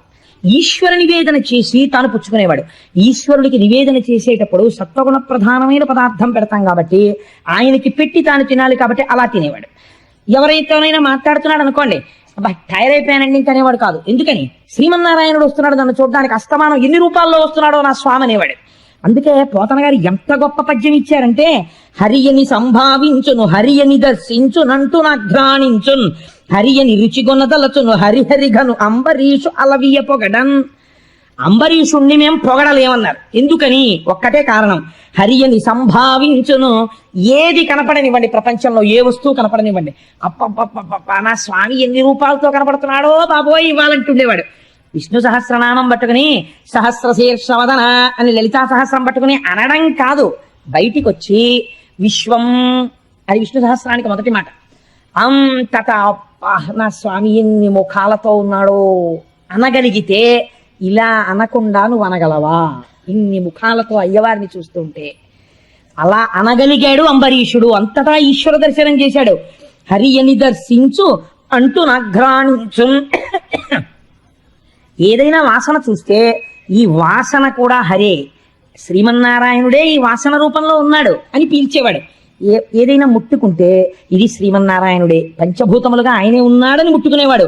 హరి అని రుచిగొన్నదల్లచును నాలుకకు పెట్టేటప్పుడు ఎలా పెట్టేవాడో తెలుసా అండి? తను తింటున్నానని తినేవాడు కాదు, ఇది శ్రీమన్నారాయణుడని నాలుక మీద పెట్టుకునేవాడు. హరి హరిహరిఘను అంబరీషున లవియ పొగడన్, ఇలాంటి వాడిని పొగడడానికి అబ్బబ్బా అనకూడదు. కాబట్టి పోతన గారు ఎంత అందంగా పద్యం పూర్తి చేశారని చూడండి. హరిహరి ఈయన్ని పొగడం ఎవరికి తరం రా అన్నారు ఆయన కూడా అంబరీషుడు గురించి చెప్పడం మొదలెట్టినంత మాత్రం చేత పద్యంలో హరిహరి పడిపోయింది. అంబరీషుడు గురించి విన్నంత మాత్రం చేత నీలో జీవితంలోకి హరిహరి ఎందుకు ప్రవేశించదు? ఆంతరమునందు మీకు ఒక అభయాన్ని కటాక్షిస్తున్నారు. అతనికి ఈహమ అని హరులందు కరులందు ధనములందు గేలి వనములందు పుత్రులందు బంధుమిత్రుల యందును పురమునందు అంతిపురమునందు. చిత్రమైన మాట అండి ఇది. ఇలాంటి వాటి గురించి చెప్పాలంటే సాధికారత కలిగినటువంటి మహాపురుషుల నోటి వెంటే అతనికి ఈహమ అని హరులందు కరులందు అంతఃపురాల మీద కోరిక లేదు, ఏనుగుల మీద కోరిక లేదు, గుర్రాల మీద కోరిక లేదు, ధనం మీద కోరిక లేదు, ఓ ఉద్యానవనాల మీద కోరిక లేదు, కొడుకుల మీద కోరిక లేదు, బంధుమిత్రుల మీద కోరిక లేదు, రాజ్యం మీద కోరిక లేదు, అంతఃపురం మీద కోరిక లేదు. ఎక్కడున్నాడు ఇవన్నీ కోరిక లేనివాడు? అక్కడే ఉన్నాడు. అదేమిటండి మరి అంత కోరిక లేనివాడు అక్కడ ఎలా ఉంటున్నాడు? భార్య మీద కోరిక లేదు, భార్యతో ఉన్నాడు. అంతఃపురం మీద కోరిక లేదు, అంతఃపురంలో ఉన్నాడు. కొడుకుల మీద కోరిక లేదు, కొడుకులతో ఉన్నాడు. రాజ్యం మీద కోరిక లేదు, రాజ్యం వెళ్తున్నాడు. ఇలా ఎలా ఉంటాడు అంటే దీన్ని కర్తవ్యనిష్ట అంటారు. వెర్రిగా వ్రేలాడడం లేదు. కొడుకున్నాడు, నాకో కర్తవ్యం ఉంది తండ్రిగా. ఏమిటి కర్తవ్యం? వాడికి ఒక మంచి కాలేజీలో చేర్చడం, వాడు అడిగినప్పుడు ఫీజు కట్టడం, వాడితో మాట్లాడినప్పుడు నన్ను చదువుకుని వృద్ధిలోకి రావాలి అని తండ్రిగా మంచి మాటలు చెప్పడం. ఇప్పుడు వాడు ఏ కారణం చేతనైనా పాడయ్యాడు, తప్పు చేశాడు, వాడు ఆ తప్పు దిద్దుకునేటట్టుగా మళ్ళీ 4 మంచి మాటలు చెప్పడం, దానివల్ల తండ్రిగా నేను పడే ఖేదాన్ని వాడికి చెప్పగలగడం, వాడు గుర్తించేటట్టు చెయ్యడం. అయిపోయింది నా కర్తవ్యం. ఇంకంతకన్నా అయ్యో అయ్యో అయ్యో అని మీరు బెంగ పెట్టేసుకుంటే, లంపటం పెట్టేసుకుంటే వాడు మారిపోతాడా? మీరు పాడైపోతారు కాదండి. మీ దృష్టి వాడి మీద ఉండిపోతుంది, వాడు మాత్రం బాగుపడ్డాడు. ఈ లంపటము మీరు కోరుకుంటే తీరేది కాదు, ఈశ్వరుడు మారుస్తాడు. మారిస్తే ఏమవుతుందో తెలుసా అండి? కర్తవ్య దృష్టిలో కెడతాడు. నేను ఇది చెయ్యాలి అందుకని చేస్తాను, వాడు నా కొడుకు కాబట్టి నేను ఈ పని చెయ్యాలి చేస్తాను, ఈమె నా భార్య నేను ఈమె యందు ఈ పని చెయ్యాలి చేస్తాను, నేను ఈ రాజ్యమును పాలిస్తున్నాను కాబట్టి రాజుగా నా కర్తవ్యం చేస్తాను. అంతకు మించిన లంపటం నాకేమైనా ఉందా? దానితో నాకేం వెర్రి బంధాలు లేవు. లంపటము నివారింపను సంపద కృప చేయ జయము సంపాదింపన్ చంపెడి వారి వధింపను సొంపారగ నీకె చెల్లు సోమర్థధరా అంటారు పోతన గారు. లంపటము నివారింపను కర్తవ్యమనబడేటటువంటి సరళ రేఖని దాటి అతిగా వాడితో మగ్నమయ్యుండుట అన్న వెర్రితనాన్ని పోగొట్టగలిగిన స్థితి ఎవరి వలన వస్తుంది? ఈశ్వర భక్తిలోంచి వస్తుంది. ఆ భక్తి ఉన్నవాడికి కర్తవ్యం తెలుస్తుంది. కాబట్టి ఇప్పుడు ఎక్కడి నుంచి వచ్చింది ఈ కర్తవ్య దృష్టి? అంబరీషుడి యొక్క భక్తిలోంచి వచ్చింది. అంతఃపురంలో ఉంటే ప్రమాదం వచ్చిందా? అంతఃపురాన్ని ఈశ్వరాలయంగా చూస్తాడు. భార్యతో ఉన్నాడు, తన విహిత కర్తవ్యం తాను పాటిస్తాడు. భార్యతో కూర్చొని చక్కటి ధార్మిక కార్యక్రమాలు చేస్తాడు.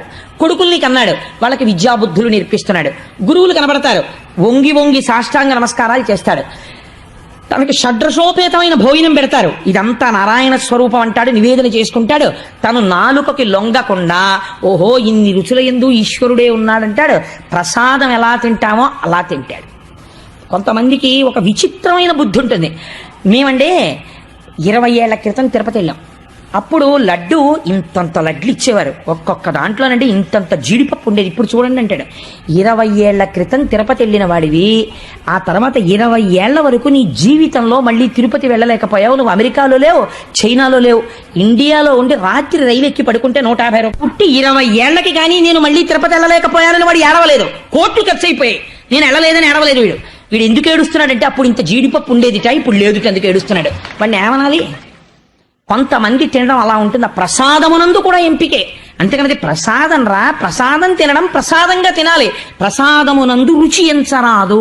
ఇప్పుడు షడ్రసోపేతమైన భోజనం మీకెడితే ఏమిటి? ఏది అయితే మీకేమిటి, మీరు దాని యందు ఈశ్వరుని చూస్తున్నారు కాబట్టి ఇప్పుడు ప్రసాదమునుగా తింటున్నప్పుడు రాసభోజనము కావచ్చుగాక అది మితముగానే తింటారు. అందుకే ముందు చెప్పారు నాలుకని గెలిచాడు అన్నారు. ఇది ఇప్పుడు భక్తిలోంచి దేంట్లోకి వెళ్ళిపోతోంది. అంతటా ఈశ్వరుణ్ణి చూశాడు, జ్ఞానం వచ్చినది. అంతటా ఈశ్వరుణ్ణి చూడడంలో శాశ్వత వస్తువుని పట్టుకున్నాడు, అశాశ్వతమైన వస్తువుల యందు కర్తవ్యాన్ని పరిపాలిస్తున్నాడు, వైరాగ్యమునందున్నాడు. అంటే భక్తి జ్ఞాన వైరాగ్యములను ఎంత అందంగా పొందాడో చూడండి అంబరీషుడు. ఇవి ఎక్కడ పొందాడు? ఆయనే సన్యాసం తీసుకుని పొందలేదు, గృహస్థాశ్రమంలో ఉండి పొందాడు.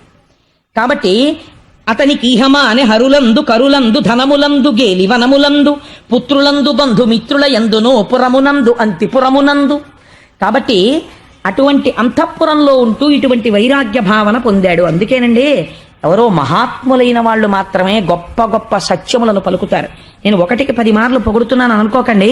తత్వవిధానంద సరస్వతి ఒక సభలో ఒక మాట చెప్పగా నేను విన్నాను, let there not be horizontal or vertical advancement in your life. తీర్థయాత్రలు వయస్సులో ఒక స్థాయి వరకు చెయ్యండి, తర్వాత మనస్సులో నిలబెట్టుకుని మానసిక దర్శనం చేయండి. ఏదో పొందేద్దాం అనుకుని తొందరపడి అందరూ సన్యాసాలు తీసేసుకోకండి. సన్యాసం అనేటటువంటిది అందరూ అందులో ఉండడం చాలా కష్టం, అది పరమ పవిత్రమైన ఆశ్రమం. అందుకని సన్యాసము తీసేసుకోక్కర్లేదు, తీర్థయాత్రలే చేసేయక్కర్లేదు. మీరు గృహస్థాశ్రమంలో ఎలా ఉండి తరించచ్చో అలా తరించండి అని ఒక సభలో ఆయన చెప్పారు.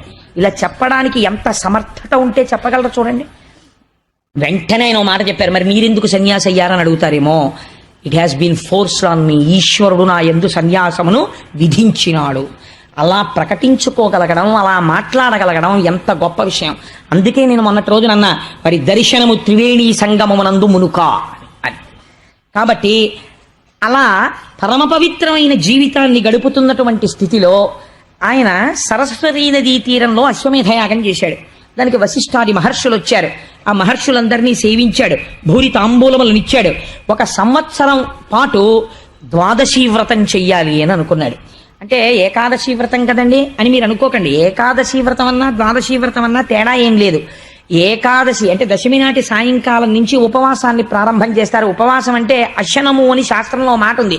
అశనము అంటే వీడి కిందటి జన్మలలో ఉన్నటువంటి దరిద్రమును అనుభవించడానికి ఈ జన్మలో ఐశ్వర్యమున్నా ఆకలి వేస్తున్నా తినకుండా తనని తాను ఒక రోజు మార్చుకుంటే అశనం అంటారు. ఈశ్వరుడి దగ్గరగా బుద్ధి నిలబడడానికి ఎంత సాత్వికమైన పదార్థం తిని శరీరం నిలబెట్టుకోవాలో ఈశ్వరార్పితమైన సాత్వికమైన అంత ప్రసాదమును తిని నిలబెట్టుకుంటే ఉపవాసం అంటారు. అందుకే రేపటి మహాశివరాత్రి నాడు జన్మానికొక్క శివరాత్రి అన్నారు. ఆ ప్రసాదం ఇంటి దగ్గర ఎందుకు? ఉపవాసం చేసే వాళ్ళందరూ పేర్లు ఇస్తే మాకు అంచనా తెలియాలి కదా. ఇక్కడే ప్రసాదం చేసి మధ్యాహ్నం ఈశ్వరుడికి నివేదన చేసి మీకు ఉపవాసంతో శరీరం నిలబడడానికి కావలసిన ప్రసాదం మేమే పెడతాము అని దేవస్థానం వారు ముందుకొచ్చారు. ఉపవాసం అంటే మరి అలా కదండి నడవాలి శివరాత్రి నాడు. కాబట్టి ఏకాదశి వ్రతం చేస్తున్నాడు, ఏకాదశి నాడు ఉపవాసం చెయ్యాలి, ద్వాదశి నాడు పారణ చెయ్యాలి. పారణ అంటే ఎంత తొందరగా వీలైతే అంత తొందరగా పదార్థాన్ని తినేయచ్చు. సూర్యోదయం అవగానే భోజనం చేసేసాడు అనుకోండి, ఏమీ తప్పులేదు, నిత్యానుష్ఠానం చేసేసుకుని భోజనం చేసేయచ్చు. ద్వాదశి నాడు 1 గంటకి లంచ్ టైం వరకు నేను తినకూడదేమోనంటే ఇలా వేళ్ళు విరిచేసుకుంటూ కూర్చోక్కర్లేదు, సూర్యోదయం అవగానే తినేసేయచ్చు. కాబట్టి ద్వాదశి నాడు పారణ చెయ్యాలి. కానీ ఒక చిత్రం జరిగింది. ఈయన గృహస్థాశ్రమంలోకి వెళ్ళాడు. ఇప్పుడు ఈయనకి వివాహం అయింది. ధర్మపత్ని ఆయనకి తగినటువంటి పత్నిని పొందాడు. ఆవిడ ఈయన కలిపి ఒక మాట అనుకున్నారు. ఇది మీరు చాలా గమనించవలసినటువంటి మాట. బహుశా ఎక్కడో తప్ప భార్యాభర్తల మధ్య ఇలాంటి చర్చలు రావేమో, అంబరీషుడి జీవితంలో వచ్చింది. ఆవిడంది, ఏమండి మనం 1 సంవత్సరం పాటు ఏకాదశి వ్రతం చేద్దాం అంటే ఆయన అన్నాడు, అయితే కార్తీక మాసంలో మొదలు పెడదాం. మొదలుపెట్టి వచ్చే సంవత్సరం కార్తీక మాసంలో ద్వాదశి తిథి నాడు పారణ చేద్దాం, అప్పటి వరకు ఉపవాసం ఉంది. అంటే ఏమిటో తెలుసా అండి, అసలు ఉపవాసం అంటే రామాయణంలో చెప్తారు, పూజా మందిరంలోకి వెళ్ళి పడుకుంటారు భార్యాభర్తలు. ఈశ్వరుడు యొక్క పాదముల దగ్గర పడుకుని శరీరము నిలబడడానికి కావలసినంత ఆహారమే తింటూ బ్రహ్మచర్యమును పాటిస్తూ నిరంతరము భగవన్నామ స్మరణము చేస్తూ మళ్ళీ నాలుక మీదకి అన్ని రకాల పదార్థాలతో కూడినటువంటి భోజనాన్ని స్వీకరించడం అన్నది, అన్నం తినడం అనేటటువంటిది, అన్నాన్ని అన్నంగా భోజనంగా చేయడం అన్నది ద్వాదశి నాడే. అంటే 1 సంవత్సరం అటువంటి వ్రతం చేద్దామండి. ఈయనే ఇటువంటి వాడంటే ఈయనకి తగిన భార్య వచ్చింది. గృహస్థాశ్రమం దేనికో తెలుసా అండి? జీవితాలు పండించుకోవడానికి పనికొస్తుంది ఒకళ్ళకొకళ్ళు. అందుకే గృహస్థాశ్రమం గురించి ఒక మహానుభావుడు అన్నాడు, అది పడవ తెడ్డు అన్నాడు. నాకు ఎంత నచ్చిందో ఆ మాట నిజంగా. మీరు చూడండి, పడవ నడుస్తుంది. పడవ నడవాలంటే ఏం వేస్తారు? తెడ్డు వేస్తారు. తెడ్డు ఎక్కడ పెట్టి వేయాలి? పడవలో పెట్టే వేస్తారు. పడవకే ఇలా 2 గాడిలు ఉంటాయి. ఆ 2 గాడిల్లో తెడ్డు పెట్టి ఆయన అలా కూర్చుని, ఆయన ఎక్కడో కూర్చుని తెడ్డేయడు, ఈ పడవలోనే కూర్చుంటాడు. కూర్చుని ఈ పడవకున్నటువంటి 2 గాడిల మధ్యలో తెడ్డు పెట్టి ఏదో అలవోకగా పాట పాడుతూ ఇలా ఊగుతూ ఈ తెడ్డెత్తి నీటి వెనకాతలకి గుచ్చుతాడు. గుచ్చి ఇలా లాగుతాడు. లేకపోతే నీటిని భూమిలాగా తెడ్డుపడి ఇలా వెనక్కి నీటిని తోసి ఆ శక్తితో పడవని ముందుకు తోస్తుంది. ఏ నీటి యందు నువ్వు ప్రయాణం చేస్తున్నావో, ఏ నీటి యందు పడిపోకూడదు అనుకుంటున్నావో, ఆ నీటి యందే పడవ ఉంది, తెడ్డు ఉంది, దాటేవాళ్ళు ఉన్నారు. ఆ నీటిని వెనక్కి తోస్తూ తెడ్డు నడుపుతోంది. తెడ్డును ఆధారం చేసుకుని పడవ నడుస్తోంది. పడవ లేకుండా ఉట్టినే నించుని తెడ్డేయమనండి, వేయలేడు. తెడ్డు లేకుండా పడవ నడపమనండి, నడపలేడు. పడవ తెడ్డు కింద నీరు, ఈ నీరే ప్రతిబంధకం వెళ్ళడానికి. ప్రతిబంధకమైనటువంటి నీటిని తనకి అనుకూలంగా మార్చుకుంటున్నాడు. పడవలోనే కూర్చుని పడవకి తెడ్డును వాడుతూ. ఏ సంసారము ఈశ్వరుణ్ణి చేరడానికి ప్రతిబంధకమైందో ఆ సంసారములో ఉంటూ ఈశ్వర పాదములనేటటువంటి పడవెక్కి భార్యాభర్తలు కూర్చుని సంసారమును వెనక్కి తోస్తూ ఈశ్వరుడి వైపుకి అభిముఖులై మారి మారి ఈవిడ తెడ్డెయ్యాలి, ఆయన తెడ్డెయ్యాలి. ఈయన అలిసిపోయబ్బా చాలేవే ఇంకా పూజలు అవి ఈ సంవత్సరం ఏమీ చెయ్యొద్దంటే, పోనీ మనం ఈ సంవత్సరం పెద్ద డబ్బు ఖర్చు పెట్టక్కర్లేదు, ఓ పని చేద్దాం.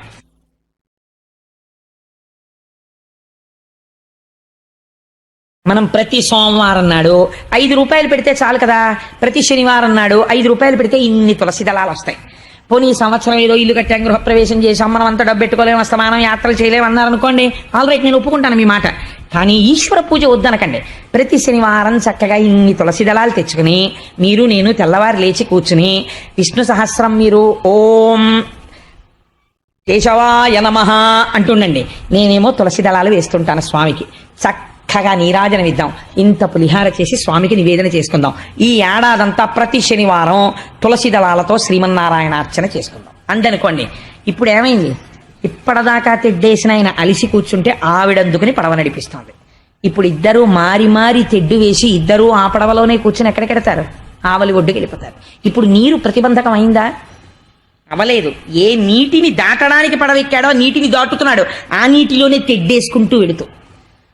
భార్యాభర్తల గృహస్థాశ్రమం ఈశ్వరుణ్ణి చేరడానికి అలా ఉండాలి. కాబట్టి అంబరీషుడు అలా చేశాడు. సంవత్సరం ఏకాదశి వ్రతం చేద్దామండి ఏంది. ఏమండి, మీరు అంబరీషోపాఖ్యానం మామూలుగా విన్నారనుకోండి, మన గృహస్థాశ్రమంలో మీరు ఎలా తరించాలో ఏమిటి అర్థం అవుతుంది? అందులో నేర్చుకోవలసిన విషయాన్ని ప్రతిపాదిస్తున్నాడు పోతనామాచ్యుడు. కాబట్టి సంతోషంగా సంవత్సరం పాటు ఏకాదశి వ్రతాన్ని పూర్తి చేసేశారు. అయిపోయింది. ఏకాదశి తిథి అయిపోయింది, తెల్లవారింది, సూర్యోదయం అయింది, సంవత్సరం అయింది. సంవత్సరం పాటు చేసినటువంటి ఏకాదశి వ్రతం పరిపూర్ణమైనది. ఎప్పుడు యజ్ఞం ఉన్నదనుకోండి, యజ్ఞాన్ని అసంపూర్తిగా మీరు ఆపేశారనుకోండి, పూర్ణాహుతి అవ్వకుండా, ఆ యజ్ఞం పూర్తయినట్టు లెక్కకి రాదు, యజ్ఞ ధ్వంసం అయిపోతుంది. దక్షయజ్ఞంలో పరమశివుడు పూర్తి చేయించాడు యజ్ఞాన్ని. అలాగే నిన్నను బలిచక్రవర్తి యజ్ఞం చేస్తుండగా శ్రీ మహావిష్ణువు వచ్చారు, భృగువుని పిలిచి శుక్రాచార్యుల వారిని పిలిచి నువ్వు ఆ యజ్ఞం పూర్తి చెయ్యి అని చెప్పి పూర్తి చేయించి వెళ్ళారు. అలాగా ఇక్కడ ఏకాదశి వ్రతం పూర్తవుతోంది. ఎలా పూర్తవ్వాలి? ఏడాది నుంచి చేస్తున్నారు. ద్వాదశి తిథి ఉండగా భోజనం చేయాలి వీళ్ళు. కాబట్టి ఇప్పుడు ఏం చేస్తున్నారు? తాము భోజనం చేసే ముందు ఏడాది పాటు ఏకాదశి వ్రతం చేశారు కాబట్టి మొట్టమొదట కాళింది నది ఒడ్డుకెళ్ళారు. ఆ నదీ స్నానం చేశారు. స్నానమునకు మళ్ళీ హద్దులుంటాయి. ఆ చేసేటప్పుడు పుణ్యనదీ స్నానం చేయడం యొక్క ఫలితం వేరు. అందుకని కాళింది నది ఎందు, కాళింది అంటే యమున ఎందు స్నానం చేశారు. స్నానం చేసి మధువనంలోకి వెళ్ళారు. చక్కగా శ్రీకృష్ణ పరమాత్మకి అభిషేకం చేశారు. రేపటి రోజున గోవింద పట్టాభిషేకం నాడు ఇక్కడ అభిషేకం చేస్తున్నారు కృష్ణ పరమాత్మకి. అలా చక్కటి అభిషేకం చేశారు. అభిషేకం చేసిన తర్వాత అక్కడికి బ్రాహ్మణులు వచ్చారు. ఏమంటే అస్తమానం దానం బ్రాహ్మణులకే ఇస్తారంటారేంటంటే ఇంకెవరికి ఇవ్వకూడదని మీకు అనుమానం రావచ్చు. అందరికీ ఇస్తారు దానం. బ్రాహ్మణులకే ఎందుకు చెప్తారంటే వాళ్ళు బ్రహ్మజ్ఞాన సంపన్నులై ఉండి తీరాలి బ్రాహ్మణుడు. అలా ఉండకపోతే కుదరదు. ఉండి లోకాన్ని ఉద్ధరించాలి. అలా ఉద్ధరించేవాడు భద్రంగా ఉండడం సమాజం చూసుకోవాలి. అందుకని ముందు దానం బ్రాహ్మణుడికి ఇస్తారు. కాబట్టి వాళ్ళకి ఏమి ఇచ్చారు అంటే వాళ్ళు పాడైపోయే వాళ్ళకి ఇవ్వకూడదు, వాళ్ళు ఇంకా వృద్ధిలోకి వచ్చే వాళ్ళకి ఇవ్వాలి, వాళ్ళు ఇంకా అభిషేకం చేసుకోవడానికి, వాళ్ళు ఇంకా సత్వగుణ ప్రధానమైన పదార్థం పుచ్చుకోవడానికి అలాంటివి ఇవ్వాలి. కాబట్టి గోవులు ఇచ్చాడు ఆయన దానం. ఎటువంటి గోవులు ఇచ్చాడు?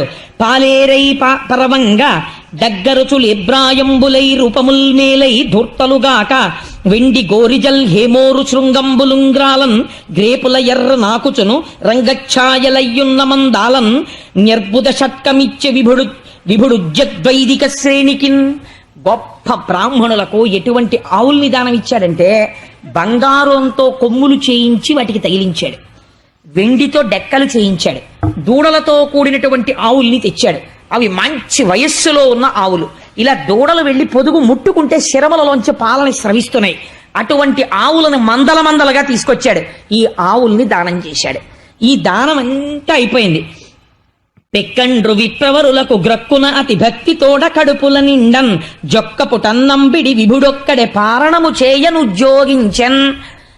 అన్నం పెట్టడం ఒక మర్యాద ఉంటుంది. అన్నం పెట్టడం భూతతృప్తి వేరు, భోజనం పెట్టేటప్పుడు బ్రాహ్మణ సమారాధన వేరు. అది పెట్టేటప్పుడు ఒక మాట చెప్తారు. ఏమిటి చెప్తారంటే, ఆచమనాన్ని వేసి చేతిలో నీళ్లు వేసి, మీరు ఏ ఇంట్లో ఏ కులదైవాన్ని పూజిస్తారో, నేను ఒక శివారాధకుడిని అని అనుకోండి, పరమేశ్వర స్వరూపాయ బ్రాహ్మణాయ తుభ్యం నమః అని ఔపోసన వడ్డిస్తారు. వడ్డించేసి ఊరుకోకూడదు, పూర్తవదు. ఉత్తరాపోసనం వేయాలి. అంటే వాళ్ళు భోజనం చేసిన తర్వాత మళ్ళీ ఉత్తరాపోసనం అని మళ్ళీ విస్తరికి సత్యం తత్తేన పరిశించామని మళ్ళీ ఆ విస్తరికి నీళ్లు తిప్పుతారు. అది వేసి ఎడంచేయి కడుక్కోవడానికి నీళ్లు పోయాలి. పోస్తే అప్పుడు బ్రాహ్మణ సమారాధన పూర్తయినట్టు. పూర్తయిన తర్వాత మీ ఇంట్లో ఉన్న పదార్థము అంటే భక్తికి హద్దు చెప్తున్నాను నేను.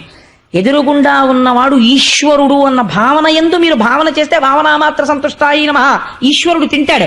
అప్పుడు ఆ మిగిలిన పదార్థం ఏమవుతుందంటే వంటింట్లోది బ్రహ్మము వచ్చి తినగా మిగిలిన భుక్త శేషం అవుతుంది. ఇప్పుడు దాన్ని తింటాడు. దీనివల్ల విజయం వస్తుంది. కాబట్టి ఇప్పుడు ఏం చేశాడు అంటే, కడుపులు నిండే వరకు అయ్యా తొందరపడకండి, మెల్లగా తినండి అంటూ పెట్టాడు. పెట్టి వాళ్ళందరూ కడుపు నిండా తిన్న తర్వాత ఇప్పుడు తను ద్వాదశి పాలన చెయ్యాలి, తను కూడా భోజనం చేయాలి. అందుకని తను కూడా భోజనం చేద్దామని అందరి భోజనము అయిపోయే వరకు అభ్యాగతి భుజించరాదు. అతిథులందరూ భోజనం చేసేసిన తరువాత అప్పుడు అభ్యాగతికి వడ్డించాలి. శ్రీనివాస కళ్యాణం దగ్గర నుంచి ఇదే లక్షణం. అందుకని అతిథులందరికీ ముందు భోజనం పెట్టాడు. అందరిది అయిపోయింది. అడిగాడు, అందరూ చేశారా? అందరూ చేసేశారండి. ద్వాదశి వెళ్ళిపోకుండా మీరు పాలన చేయండి అన్నారు. ఆల్ రైట్, నాకు కూడా వడ్డించండి. విస్తరేసుకున్నాడు. ఇక భోజనం చేద్దామని అనుకుంటున్నాడు. ఉద్యోగించన్ సిద్ధపడుతున్నాడు. సిద్ధపడుతుండగా భాసుర నిగమ పదోపన్యాసుడు సుతపో విలాసుడు అనుపమ యోగాభ్యాసుడు రవిభాసుడు దుర్వాసుడు అతిథి అయ్యతన్ నివాసంబునకున్. దుర్వాసుడు గురించి ఒక్క తప్పు మాట మాట్లాడలేదు పోతన గారు. తొందరపడి మనం ఎక్కడో కార్తీక పురాణంలో చదివామని మీరు తీర్పు చెప్పకండి. ఎటువంటి మాట వేశారో చూడండి. ఆయన భాసుర నిగమ పదోపన్యాసుడు. ఆయన సర్వకాలములయందు వేదములయందు వేదాంతములయందు బుద్ధిని నిక్షేపించినవాడు. గొప్ప తపస్సుని పాటించినటువంటి వాడు. సూర్యుడు ఎలా ఉంటాడో అటువంటి తేజస్సుని పొందినటువంటి వాడు. అంతటి గొప్ప తపస్సు చేశాడు. దుర్వాసో మహర్షి అంటే ధర్మాన్ని చూద్దామని ఒకసారి 10,000 సంవత్సరాలు తపస్సు చేశాడు. తపస్సు చేస్తే ధర్మము ఆయనకి సాకారంగా కనపడలేదు. దత్తాత్రేయుల వారితో కలిసి చేశాడు. ఆయన కమండలంలో నీళ్లు తీసుకున్నాడు. 10,000 ఏళ్ళయింది, నీకు కనపడడానికి ఏమిటి ఇబ్బంది అని పరిగెత్తుకొచ్చాడు ధర్మం. వచ్చి తనతో పాటు ఉన్న పరివారాన్ని చూపించి శపించకయా అంటే ఆయన అన్నాడు, ఈ మాట మర్యాద నీకు ముందు ఉండాలి. తపస్సు చేస్తున్నప్పుడు వస్తే గౌరవిద్దును. నువ్వు రాలేదు కాబట్టి నీళ్ళు ఎట్టుకున్నాక వచ్చావు కాబట్టి నిన్ను చెప్పిస్తున్నాను. 3 జన్మలు ఎత్తు. ఓసారి రాజుగా పుట్టు, ఓసారి ఏదో భయంకరమైనటువంటి రాజ్య పరిపాలన చెయ్యడానికి అర్హత లేని స్థితిలో పుట్టు, ఒకసారి నువ్వు రాజపరిపాలన చెయ్యడానికి వీలు లేనిటువంటి వాడివై కేవలం సలహా చెప్పడానికి పనికొచ్చేటట్టు జన్మలెత్తు అంటే అప్పుడే ధర్మరాజుగా విదురుడిగా అవన్నీ జన్మలెత్తాడు ధర్మదేవత. కాబట్టి దుర్వాసో మహర్షికి గతంలో ఇటువంటి పనులు చేసిన వాడైనా పోతన గారు అలా అనలేదు. ఎందుకు అనలేదు చెప్పండి? ఈ మాటలు ఎందుకు వేయకూడదు పోతన గారు? వ్యాసుడు ఎందుకు వేయకూడదు అంటే ఒక మర్యాద ఉంది ప్రపంచంలో. ఏమిటో తెలుసా అండి? అతిథి అంటే ఈశ్వరుడు మీ ఇంటికి అతిథి రూపములోనే వస్తాడు.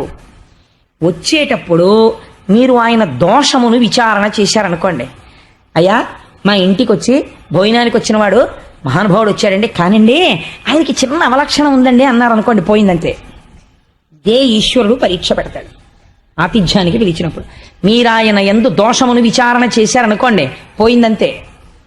ఎందుచేత దోష విచారణ చేయరాదు. అతిథిగా వచ్చిన వాడు ఈశ్వరుడు వచ్చాడు, నువ్వు గుణమొక్కటే చూడాలప్పుడు. లేకపోతే నీకు ఇక్కడ సంస్కారం ఎలా నిలబడుతుంది పెట్టేటప్పుడు? కాబట్టి ఇప్పుడు ఆయన క్రోధం గురించి నీకెందుకు? అంబరీషుడు ఇలా చూడలేదు దుర్వాసుణ్ణి. వ్యాసుడు ఎందుకు రాస్తాడు? పోతన గారు ఎందుకు అలా రాస్తారు? మనమెవరం అంబరీషోపాఖ్యానాన్ని వింటూ దుర్వాసుడు వచ్చాడనేటప్పటికీ ఆయన అండి అని తేలిక చేసి లోపల భావన చేయడానికి. ఈ భావన నీకు అలవాటైతే నీ జీవితంలో నువ్వు ఈశ్వరుడికి వడ్డించలేవు. ఎందుకని? ఎప్పుడూ నీకు అతిథి ఎందు దోషం చూడటమే అలవాటు. అతిథి ఎందు కేవలము భగవంతుణ్ణి చూసి పొంగిపోతూ భోజనం పెట్టడం నీకు రాదు కనుక. కాబట్టి అంబరీషుడు చూడడు, వ్యాసుడు చూడడు, పోతన గారు చూడరు. అలా వాళ్ళలా ఉండాలనుకుంటే నువ్వు చూడకూడదు. ఎంత నీతి చెప్పారో చూడండి ఆ పద్యంలో. అందుకే ఆ మాటలు ఉండవు. చరిత్ర తెలిసినా ఈ మాట వెయ్యరు. ఈ భావన ఉన్నవాడు కాబట్టి బాబోయ్ ఆయన వచ్చేసాడా, ఒరే ఏడాది పాటు వ్రతం చేశాను రా, ఏం కొంప ముంచేస్తాడో అని అంబరీషుడు అనలేదు. ఈశ్వరుడు వచ్చాడు నా ఇంటికి అన్నాడు. పొంగిపోయాడు. పొంగిపోయి, అయ్యా ఏమదృష్టం, ఉరక రారు మహాత్ములు, నువ్వు శివాంశ సంభూతుడివి, నువ్వు నా ఇంటికి అతిథిగా వచ్చావు, ఏమి భాగ్యం, ఏమి భాగ్యం. ఇంతమందికి పారణ సమయంలో భోజనం పెట్టాను, ఇవాళ ద్వాదశి పారణ, అందుకని మీరు కూడా మహాత్ములు కనుక ముందు వచ్చి మీరు భోజనం చెయ్యాలి, మీరు చేశాక నేను చేస్తాను. మర్యాద చూడండి. అంబరీషోపాఖ్యానం వింటే నేను ఎవ్వరినీ తప్పు పట్టట్లేదు, మీరు బాగా జ్ఞాపకం పెట్టుకోండి.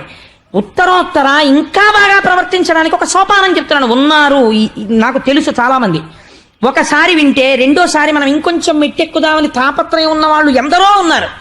అలాంటి వాళ్ళు ఇంకా పూర్ణత్వం సిద్ధించుకోవడానికి చెప్తున్నానంటే నేనేం విమర్శ చేయట్లేదు ఎవరిని. కాబట్టి తిన్నాడా అంబరీషుడు? తినలేదు. ఎందుకు తినలేదు? దుర్వాసుడు తినాలి, ముందు తిని వెళ్ళాలి. వెళ్ళకపోతే అతిథి పూర్తి చెయ్యనిది లోపల భుక్త శేషం ఎలా అవుతుంది? తను ఎలా తింటాడు? అభ్యాగతి తినకూడదు. కాబట్టి ఆయనకి ఉత్తరాపోసనం ఇస్తే కానీ తను తినకూడదు. కాబట్టి ఇప్పుడు ఏం చేశాడు? తినలేదు. అయ్యా ఇది ద్వాదశి పారణ జరగాలి, కాబట్టి ఇప్పుడు ఏమిటి? మీరు మాకు బ్రహ్మము గురించి చెప్పడమో, మేము వినడమో, మీకు పాద పూజ చేయడమో కాదు, ఎంత తొందరగా మీరు భోజనం చేయాలి, నేను తొందరగా భోజనం చేయాలి. మన ఇద్దరికి ఇప్పుడు ఇదే ధర్మం ద్వాదశి. కాబట్టి మీరు తొందరగా స్నానం చేసి రండి. వస్తే మనిద్దరం మీరు భోజనం చేశాక భుక్త శేషాన్ని నేను తింటాను అన్నాడు. అంటే పాపం అలాగే వస్తానన్నాడు. దుర్వాసో మహర్షి ఒక్క మాట మాట్లాడలేదండి. మీరు చాలా జాగ్రత్తగా గమనించాలి అంబరీషోపాఖ్యానాన్ని. ఆయనకి తెలియదా ఈ ధర్మం? తెలుసు. ఏడాది పాటు నుంచి చేస్తున్నాడు వ్రతం, కాబట్టి తొందరగా స్నానం చేసి వద్దామని వెళ్ళాడు. ఎక్కడ మాయ కమ్మింది అంటే అసలు అంబరీషోపాఖ్యానంలో ఆయన యమునా నదీ జలాలలో స్నానానికి దిగాడు. దిగి ధ్యానం చేస్తున్నాడు, నీటిలో నిలబడి ఒక్కసారి ఈశ్వరుణ్ణి స్మరించాడు. దుర్వాసో మహర్షి మహాభక్తుడు, ఈశ్వర ధ్యానమునందు సమయమును మరిచిపోయాడు. అంటే ఆయన భక్తుడా? అంబరీషుణ్ణి ఇబ్బంది పెడదామనుకున్నవాడా? పోతన గారు అలా రాయలేదు, వ్యాసుడు అలా రాయలేదు. నువ్వెవరు మహర్షులని విమర్శించడానికి? అంటే ధ్యానమునందు ఎంత మక్కువ ఉన్నవాడో ఆలోచించు. ధ్యానం పేరెత్తేటప్పటికీ, ఆ ఈశ్వరుణ్ణి స్మరించేటప్పటికీ అన్నీ మరిచిపోయి ఆ ఈశ్వరుణ్ణి ధ్యానం చేస్తూ ఆ జలములలో ఉండిపోయాడు. ఇప్పుడు ఏమన్నా అంత తెలివి తక్కువడా? అంబరీషుడు నలుగురితో కబురు చేసి దాదచి తిథిలిపోతుందట, ఆయన తొందరగా రమ్మనండి అని చెప్పి కబురు చేయలేడా? అలా ప్రవర్తించకూడదు. ఈశ్వరుడు యందు రమించే బుద్ధి ఉన్నవాడే అతిథి, వాడిని తొందర పెట్టరాదు. పాటించాడు అంబరీషుడు. అందుకే వచ్చేమనండి దుర్వాసుణ్ణి అని కబురు చేయలేదు. ఆయన ధ్యానమగ్నుడయ్యున్నాడు. ఇప్పుడు ఎలా? ఇప్పుడు ఆయనకి దోషం లేదు, ఆయన ధ్యానమనందు ఉండిపోయాడు మహర్షి. కానీ నాకు ఇబ్బంది వచ్చింది. ఎందుకని? నేను పాలన చెయ్యాలి, భోజనం చెయ్యాలి, అంటే ద్వాదశి వెళ్ళిపోతుంది, వ్రతం భంగం అయిపోతుంది. వ్రతభంగం అయిపోతేనే ప్రాయశ్చిత్తం చేసుకోవాలి. కాబట్టి ఎలా? అయితే ఇవన్నీ ముందు ఆలోచించిన వాడు ఒక ఆయన ఉన్నాడు. ఎవరో తెలుసా అండి? ఈశ్వరుడు. ఇప్పుడు అంబరీషుడిది కాదు ఈ పూచి. తన భక్తుడికి రాబోయే ఉపద్రవాన్ని లెక్క కట్టుకోవలసిన వాడు పరమాత్మ. నువ్వు భక్తితో ఉంటే నీకు రాబోయే అపాయం గురించి కింద మీద పడవలసిన వాడు భగవంతుడు, నువ్వు కాదు. వాడే పరిగెత్తుకొచ్చి నిన్ను తప్పిస్తాడు అపాయం నుంచి. ఎందుకని? బిడ్డడు నూతివైపు పరిగెడుతుంటే అమ్మ పరిగెత్తుకొచ్చి బిడ్డని పట్టుకున్నట్టు భక్తుడికి అపాయం వచ్చేసే ముందు భగవంతుడు వచ్చి రక్షించుకుంటాడు. భక్తికి ఆ శక్తి ఉంది. ఈశ్వరుణ్ణి కదపగలదు. కదపగలదా కదపలేదా అంబరీషోపాఖ్యానం లక్ష్యం.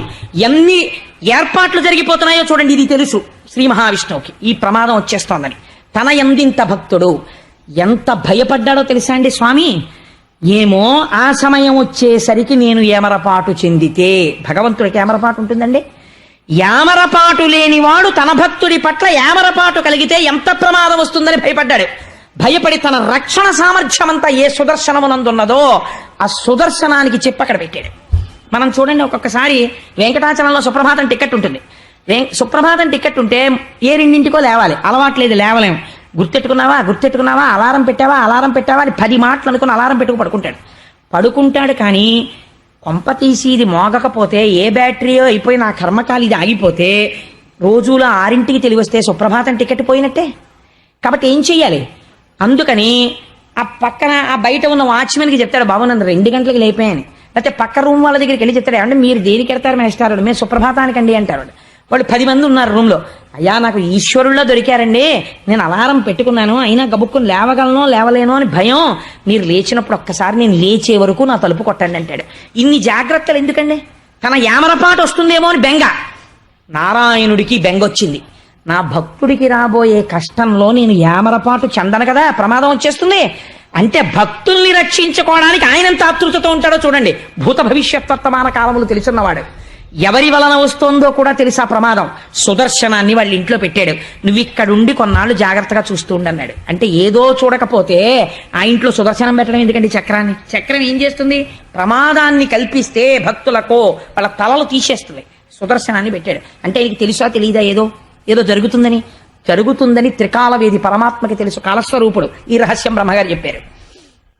కాబట్టి ఇప్పుడు అక్కడ సుదర్శనం ఉంది.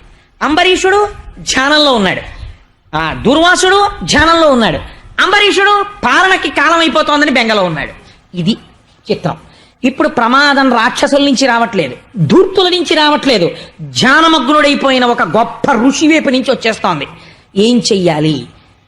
ఎంత ధర్మమో చూడండి. తొందరపడి భోజనానికి రమ్మని ఏమైతే అదైంది, పిలవండి ఒక్కసారని కబురు చేయలేదు. బ్రహ్మమునందు రమిస్తున్న వ్యక్తిని భోజనమునందు తొందర పెట్టలేదు. పెట్టక ఏం చేశాడు? విద్వాంసుల్ని పిలిచాడు, సభలో ఉన్న మహాపండితుల్ని పిలిచాడు. అతిథి బోయి రామి నదిపై 12 పరణంబు మానపాడి కాదు, కుడువకుంట కాదు కుడుచుటయును కాదు, సలిల భక్షణంబు సమ్మతంబు. విద్వాంసులు ఎంత గొప్పగా చెప్పారో చూడండి. ఆయన చూస్తే మహర్షి ధ్యానంలో ఉన్నాడు, పిలవకూడదు. నువ్వు చూస్తే గృహస్థు, వ్రతం చేసున్నావు, భంగం జరగకూడదు. పోనీ పారణ చేసేయడమే కదా అని నువ్వు ముందు తింటే వచ్చిన అతిథికి మహావమానము చేసినట్టే. కాబట్టి ఎందుకు ఇంకా ఆతిథ్యం? కాబట్టి తినకూడదు. తినకుండా ఉండాలంటే తిథి దాటిపోతుంది. కాబట్టి ఏం చెయ్యాలి అంటే, కుడుచుటయును కాదు కుడుచుట కూడా కాదు. తిన్నాడా అంటే తినలేదు, తినకుండా ఉన్నాడా అంటే తినకుండానే ఉండలేదు. నీకు మధ్య మార్గం ఒకటి చెప్తాం, సలిలం పుచ్చుకోమన్నారు. అంటే కాసి నీళ్లు తాగు అన్నారు. అంటే ఆయన అన్నాడు, చాలా బాగుంది ఇది, ఆయనని మాత్రం నేను ఇబ్బంది పెట్టను, నేను కొద్దిగా నీళ్లు పుచ్చుకుంటానంతే. ఆయన తినగా మిగిలిన శేషమే నేను తింటాను.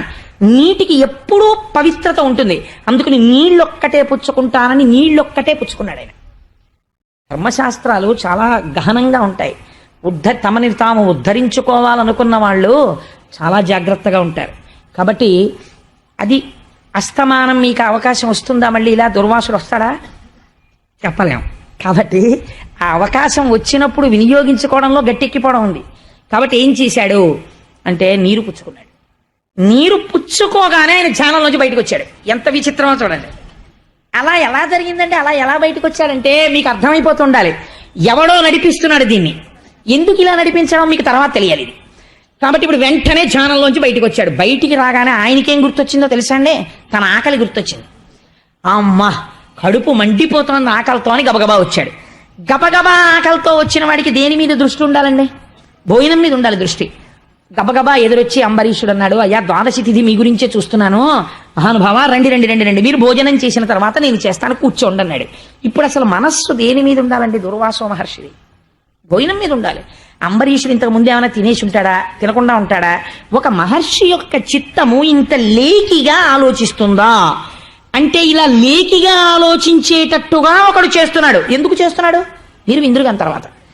కాబట్టి ఇప్పుడు ఏం చేశాడు? అది ఆలోచించాడు. ఈయన తినేశాడా తినకుండానే పెట్టాడా అని ఆలోచించాడు. ఆలోచిస్తే నీళ్లు తాగాడు అని లోపల తెలుసుకున్నాడు. తెలుసుకోగానే కోపం వచ్చింది. అంటే నువ్వు అతిథిని అమర్యాద చేసావు పిలిచి. కాబట్టి ఇప్పుడు ఏం చేశాడు? పెటపెట పండ్లు గీచుచును భీకరుడై కనుగ్రేవ నిప్పుకల్ పొటపొటరాల గండములు పొంగ మునీంద్రుడు హుంకరించుచున్ జట మొదలంటగా పెరికి చక్కన దానన కృత్యనాయుధో ఆయుధోత్కటవలమానహస్తయుతగా నరించ నయించ రాజుపై. ఒక పక్క లోపల ఆకలి, ఒక పక్కన అతిథిగా పిలిచి అవమానించాడనేటటువంటి దుఃఖ, రెండూ కలిసిపోయాయి. అంత చవకబారు వాళ్ళే కనపడ్డాను రా నీకు నేను. ఇంత మహర్షిని పిలిచి ముందు నువ్వు తాగి నాకు అన్నం పెడతావా నీ ఇంట్లో? అంటే నీ భుక్త శేషం నేను తింటున్నాను, నా భుక్త శేషం నువ్వు తింటలేదు. అంటే నాకు ఇది అవమానం, నీ స్థాయి అంతే అని చెప్తున్నావు. కాబట్టి నిన్ను ఉపేక్షించను. నువ్వు విష్ణు భక్తుడివా, చూడు నిన్నేం చేస్తాను. ఇప్పుడు నేను గొప్పో నువ్వు గొప్పో తెలియాలన్నాడు. మహర్షికి ఇంత క్రోధం వచ్చేది ఏమిటండి ఇంత చిన్న విషయానికి? ఆయన ధర్మము పాటించాడా, ధర్మమును అతిక్రమించాడా, తెలిసి చేశాడా, తెలియక చేశాడా, తెలిస్తే చేసే మనస్సున్నవాడా, ఇంకా పైకెక్కాలని తాపత్రయం ఉన్నవాడా, తను ఇంకా చెప్పి వృద్ధిలోకి తేవలసిన వాడా? ఇన్ని మరిచిపోయాడు. ఇన్ని మరిచిపోయి కేవలం నీళ్లు తాగాడని కోపం పెట్టేసుకున్నాడు. కోపం పెట్టేసుకుని చేతిలోకి నీళ్లు తీసుకుని ఒక జటను ఒక దాన్ని సమూలంగా పెరికాడు. ఆ జటాజూటంలోంచి దాన్ని నేలకేసి కొట్టాడు. అందులోంచి ఒక భయంకరమైన కృత్యని సృష్టించాడు. కృత్య అంటే ఆయన ఏం చెప్తే దాంతో ఆకలి తీర్చుకుంటుంది. ఎంత భయంకరమైన పని చేశాడో చూడండి. నీవు భస్మమైపోదువుగాక అంటే వేరులా ఉండేది. తన కళ్ళ ముందు కృత్య తినేయాలంతే. అంటే తను తినకుండా పెట్టాడు కాబట్టి కృత్య ఆయన్ని తింటుంటే తను చూడాలి. ఇంత వ్యగ్రత వెళ్ళిపోయింది దృష్టి. అంటే హద్దులేని క్రోధమునకు వెళ్ళిపోయాడు. ఇప్పుడు ఈ కృత్యని ప్రయోగించాడు. అది కూడా ఎలా ఉంది? చేతిలో భయంకరమైన శూలం పట్టుకొని ఆకలితో అది ఎగురుతుంటే భూమి గోతులు పడింది. కాలానల సన్నిభయై శూలాయుధ హస్త యగుచు సుర్రసుర్రసురుక్కన్ నేల పదంబుల త్రొక్కుచు వాలి మహాకృత్యమనుజవల్లభుచేరెన్. భయంకరమైన క్రోధంతో గెంతులేస్తూ శూలం పట్టుకుని వెళ్లి అంబరీషుడి మీద పడింది ఆ కృత్య. సంతోషిస్తున్నవాడెవరు? దుర్వాసుడొక్కడే. బాధపడుతున్న వాళ్ళు ఎంతమంది? తాను బ్రాహ్మణుడయ్యుండి అవతల వారి యొక్క స్థితిని గమనించకుండా నిష్కారణమైన కోపం పెంచేసుకుంటున్నాడు. ఈ పెంచుకుంటున్న కోపానికి అందరూ బాధపడుతున్నారు. అంబరీషుడు మాత్రం చిరునవ్వుతోనే ఉన్నాడు. శ్రీమన్నారాయణుణ్ణి ధ్యానం చేస్తున్నాడు. నేను తెలిసి అపరాధం చేశానా? నాకు తెలిసి అపరాధం చెయ్యలేదు, పరమభక్తితో ప్రవర్తించాను, నాకు ఇంతవరకే తెలుసు. విద్వాంసులు కూడా ఇంతే చెప్పారు. ఇంతకన్నా నాకు తెలిసి ఉంటే నేను ఆచరించుండేవాణ్ణి. తెలియక చేసిన దోషము దోషము కాదు, పూర్ణమైన ఫలితం వచ్చేస్తుంది. భగవద్భక్తితో అపారమైన భక్తితో చేసినట్టే. లేకపోతే ఎందుకు వెంటపడి నిన్ను వేడుకుని పిలిచాడు భోజనానికి? భక్తితో పిలిచాడు. నీకు ఎందుకు నువ్వు వచ్చాక భోజనం చేస్తానన్నాడు? భక్తితో పిలిచాడు. ఆయనకి తెలియదు పాపం. అంతకన్నా తెలిసి ఉంటే ఆయన ఆ నీళ్లు కూడా తాగేవాడు కాదేమో, ద్వాదశి కూడా వదిలిపెట్టేసేవాడేమో. అది నువ్వు ఎందుకు గమనించలేదు? నీకు ఎందుకు ఇంత క్రోధం వచ్చింది? కరెక్ట్గా ధ్యానంలోంచి ఎందుకు బయటకు వచ్చావు? ఈ వెనక ఉన్న శక్తి ఏమిటో మనం గ్రహించాలి. ఇప్పుడు ఆ కృత్యని చూడగానే నేను తెలిసి పాపము చేయలేదు, ఈశ్వరుడికి తెలుసు నేను పాపం చేశానో లేదో, ధర్మం తప్పలేదు అని నమస్కారం చేస్తూ నిలబడిపోయాడు. ఇప్పుడు ధర్మాధర్మములకు ఫలితం ఇవ్వవలసిన వాడు కదలాలి. ఇది ఎవరికి తెలుసు? భూత భవిష్యత్ వర్తమాన కాలములు తెలుసున్న వాడికి తెలుసు. లేకపోతే తన పాదం మీద ఉన్న తులసి దళం ఇంట్లో పెట్టాలి. సుదర్శనాన్ని ఎందుకు పెడతాడు? ఇప్పుడు ఏది కదిలింది? సుదర్శనం కదిలింది. అంటే ధర్మం ఎవరి పట్ల ఉన్నది? మీరు వెంటనే తీర్పు చెప్పచ్చు. ఆయన మహర్షే కావచ్చుగాక, ధర్మము అంబరీషుని ఎందే ఉన్నది. కాబట్టి ఇప్పుడు ఏమైంది? సుదర్శనం కదిలి కృత్య మీదకి వెళ్ళింది. కృత్య కాలిపోయింది. కృత్య కాలిపోయి బ్రాహ్మణుడి వెంట పడింది. నువ్వు కృత్యని ప్రయోగించావు కాబట్టి నిన్ను నేను తింటానంది. ఇప్పుడు సుదర్శనానికి వెన్నిచ్చి దుర్వాసుడు పరిగెత్తడం మొదలెట్టాడు. ఆకలి ఏమైపోయింది? ఈ కోపం ఏమైపోయింది? ఇన్ని పోయి ప్రాణరక్షణలోకి వచ్చాడు. ఎంత తపస్వి అయినా, ఎన్ని తెలుసున్నవాడైనా సమయాసమయములు తెలుసుకోకుండా, అవతల వారి అమాయకత్వం దృష్టిలో పెట్టుకోకుండా, మంచితనం దృష్టిలో పెట్టకుండా పరుషమైన ప్రవర్తనతో ఉండకూడదు. అది యువతల వాడిని పతనం చేసేస్తుంది. కాబట్టి ఏం చేసింది? దుర్వాసుడి వెంట సుదర్శనం పడింది. పరిగెడుతున్నాడు. ఇప్పుడు ఎక్కడికి పరిగెత్తాడు? భువిదూరు అబ్ధిజర అబ్దుల్ సొచ్చు నుద్వేగి అయి దివిప్రాకం దివిప్రాకు దిక్కులకు పో దిక్వీధులన్ బోవు చిక్కి వెసంగ్రుంకిన క్రుంకు నిల్వ నిలుచున్ క్రీడింప క్రీడించు ఒకవడిన్ తపసు వెంటనంటి హరి చక్రం వన్య దుర్వక్రమై. దుర్వాసో మహర్షికి ఒక వరం ఉంది. ఆయన అన్ని లోకాలలోనూ తిరగగలడు, తపస్సు చేత సాధించాడు దాన్ని. అందుకని ఇప్పుడు ఏం చేశాడు, ఆ వరాన్ని చేత్తో పట్టుకుని సముద్రంలోకి దూరిపోయాడు. చక్రాయుధం కూడా సముద్రంలోకి దూరిపోయింది. మీకు వెంటనే ఒక అనుమానం రావచ్చు, ఏంటంటే అంత స్లోగా పెడుతుందా చక్రం, అదేమిటి దుర్వాస తలకాయ టకేలను కొట్టేయలేదా అని. వెన్నిచ్చి పరిగెడుతున్నంతసేపు మర్యాద ఉంటుంది ఆయుధాలకి. అది శ్రీమన్నారాయణుడి ఆయుధం, వెన్నిచ్చిన వాళ్ళని నరకడం. అందుకని వెనకాల వస్తోంది, రొమ్మిస్తే కొడదామని. ఈయన సముద్రంలో దూరాడు, అది దూరింది. ఈయన ఆకాశంలోకి ఎక్కాడు, అది ఎక్కింది. ఈయన నిలబడ్డాడు, అది నిలబడింది. ఈయన ఇది ఎక్కడ గొడవడా అని ఇలా తలకొట్టుకున్నాడు, అది ఓసారి ఇలా కదిలేదు. క్రీడించు. ఈయన ఆడుకున్నట్టుగా ఉంటే అది ఆడుకున్నట్టుగా ఉండేది. ఈయన దాహం తీర్చుకోవడానికి నీళ్లు తాగితే అది కాసేపు ఆగేది. ఈయన మళ్ళీ పరిగెత్తేది. ఈయన ఎక్కడికి వెళ్ళినా దాన్ని తప్పించుకోలేకపోయాడు. అంటే ఈశ్వరుడు బుద్ధి చెప్పడం మొదలు పెట్టాడు. కాబట్టి ఏమైంది, పరిగెత్తి బ్రహ్మలోకానికి వెళ్ళాడు. బ్రహ్మగారు ఎంత చతురతతో చెప్పాడో తెలుసా అండి. అయ్యయ్యో మహర్షి, ఎంత కష్టం వచ్చిందిరా, అంబరీషుడి జోలికి వెళ్ళావా? భక్తి అన్నిటికన్నా గొప్పది. ఆ భక్తి ఎన్ని తప్పులైనా సరే సరిపెట్టేస్తుంది. మీరు కూడా ఆ విశాల హృదయంతోనే ఉండాలి తప్ప, వాళ్ళ మంచికి చెప్పాలి తప్ప భక్తుల్ని అవమానించరాదు. కాబట్టి ఏమైంది, ఎంత పని చేశావురా, మహర్షిని కదా అని అంబరీషుడి మీదకి సుదర్శనాన్ని ప్రయోగించేశావా? నాన్న నీకొక్క విషయం చెప్తాను విను. బ్రహ్మగారు కదా ఇప్పుడు ఉపదేశం చేస్తుంటాడు. అందుకని భగవంతుడు 2 రూపాలతో ఉంటాడు. ఒకటి అంతటా పరివ్యాప్తమై ఉంటాడు, సాకారము అదే పొందుతుంది. 2 కాల రూపంలో ఉంటాడు. కాల రూపంలో ఉంటాడని బ్రహ్మగారు చెప్పడంలో రహస్యం ఏమిటి, రాబోయే కాలంలో జరిగేది ఆయనకి తెలుసు. అలా తెలుసున్నవాడెవడో వాడు వైకుంఠంలో కూర్చున్నాడు సాకారంగా. ఇప్పుడు కాళ్ళు అట్టుకోవాలంటే కాళ్ళు దొరికేది అక్కడే దొరుకుతాయి. అంతటా నిండిన వాడికి కాళ్ళు ఎక్కడున్నాయో ఎవరికి తెలియదు, బ్రహ్మజ్ఞాని పట్టుకోవాలి. అంతటా నిండిన వాడిని ఉపాసన.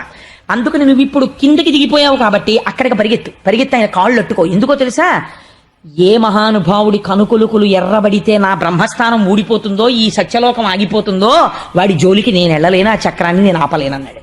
ఎందుకంటే అలా అనడం అంటే ఇదో వెర్రి. అక్కడ తప్పు చేసి ఇక్కడికి వెడితే తగ్గుతుంది అనుకోవడం. బ్రహ్మ, విష్ణువు, శివుడు ఒక బ్రహ్మము 3గా ఉంటుంది. ఆయన బుద్ధి చెప్పాలనుకుంటే అది వీళ్ళిద్దరికీ కూడా తెలిసిపోతుంది వెంటనే. ఈయన వరం ఇస్తే ఆయనకి తెలిసిపోతుంది, అరే నువ్వు వరం ఇచ్చావని తెలియదు, నువ్వు అలాంటి వరాలు ఇచ్చావని. నేను మామూలుగా శ్రీమన్నారాయణుడికి తెలిపానని ఎప్పుడైనా అంటాడండి శ్రీ మహావిష్ణువు? నరసింహాకృతిలో పెడతాడు. బ్రహ్మగారు వరం ఇస్తే విష్ణువుకి ఎలా తెలుస్తుంది? తెలుస్తుంది అంతే. విష్ణువు చంపేస్తే బ్రహ్మగారు వచ్చి స్తోత్రం చేస్తాడు.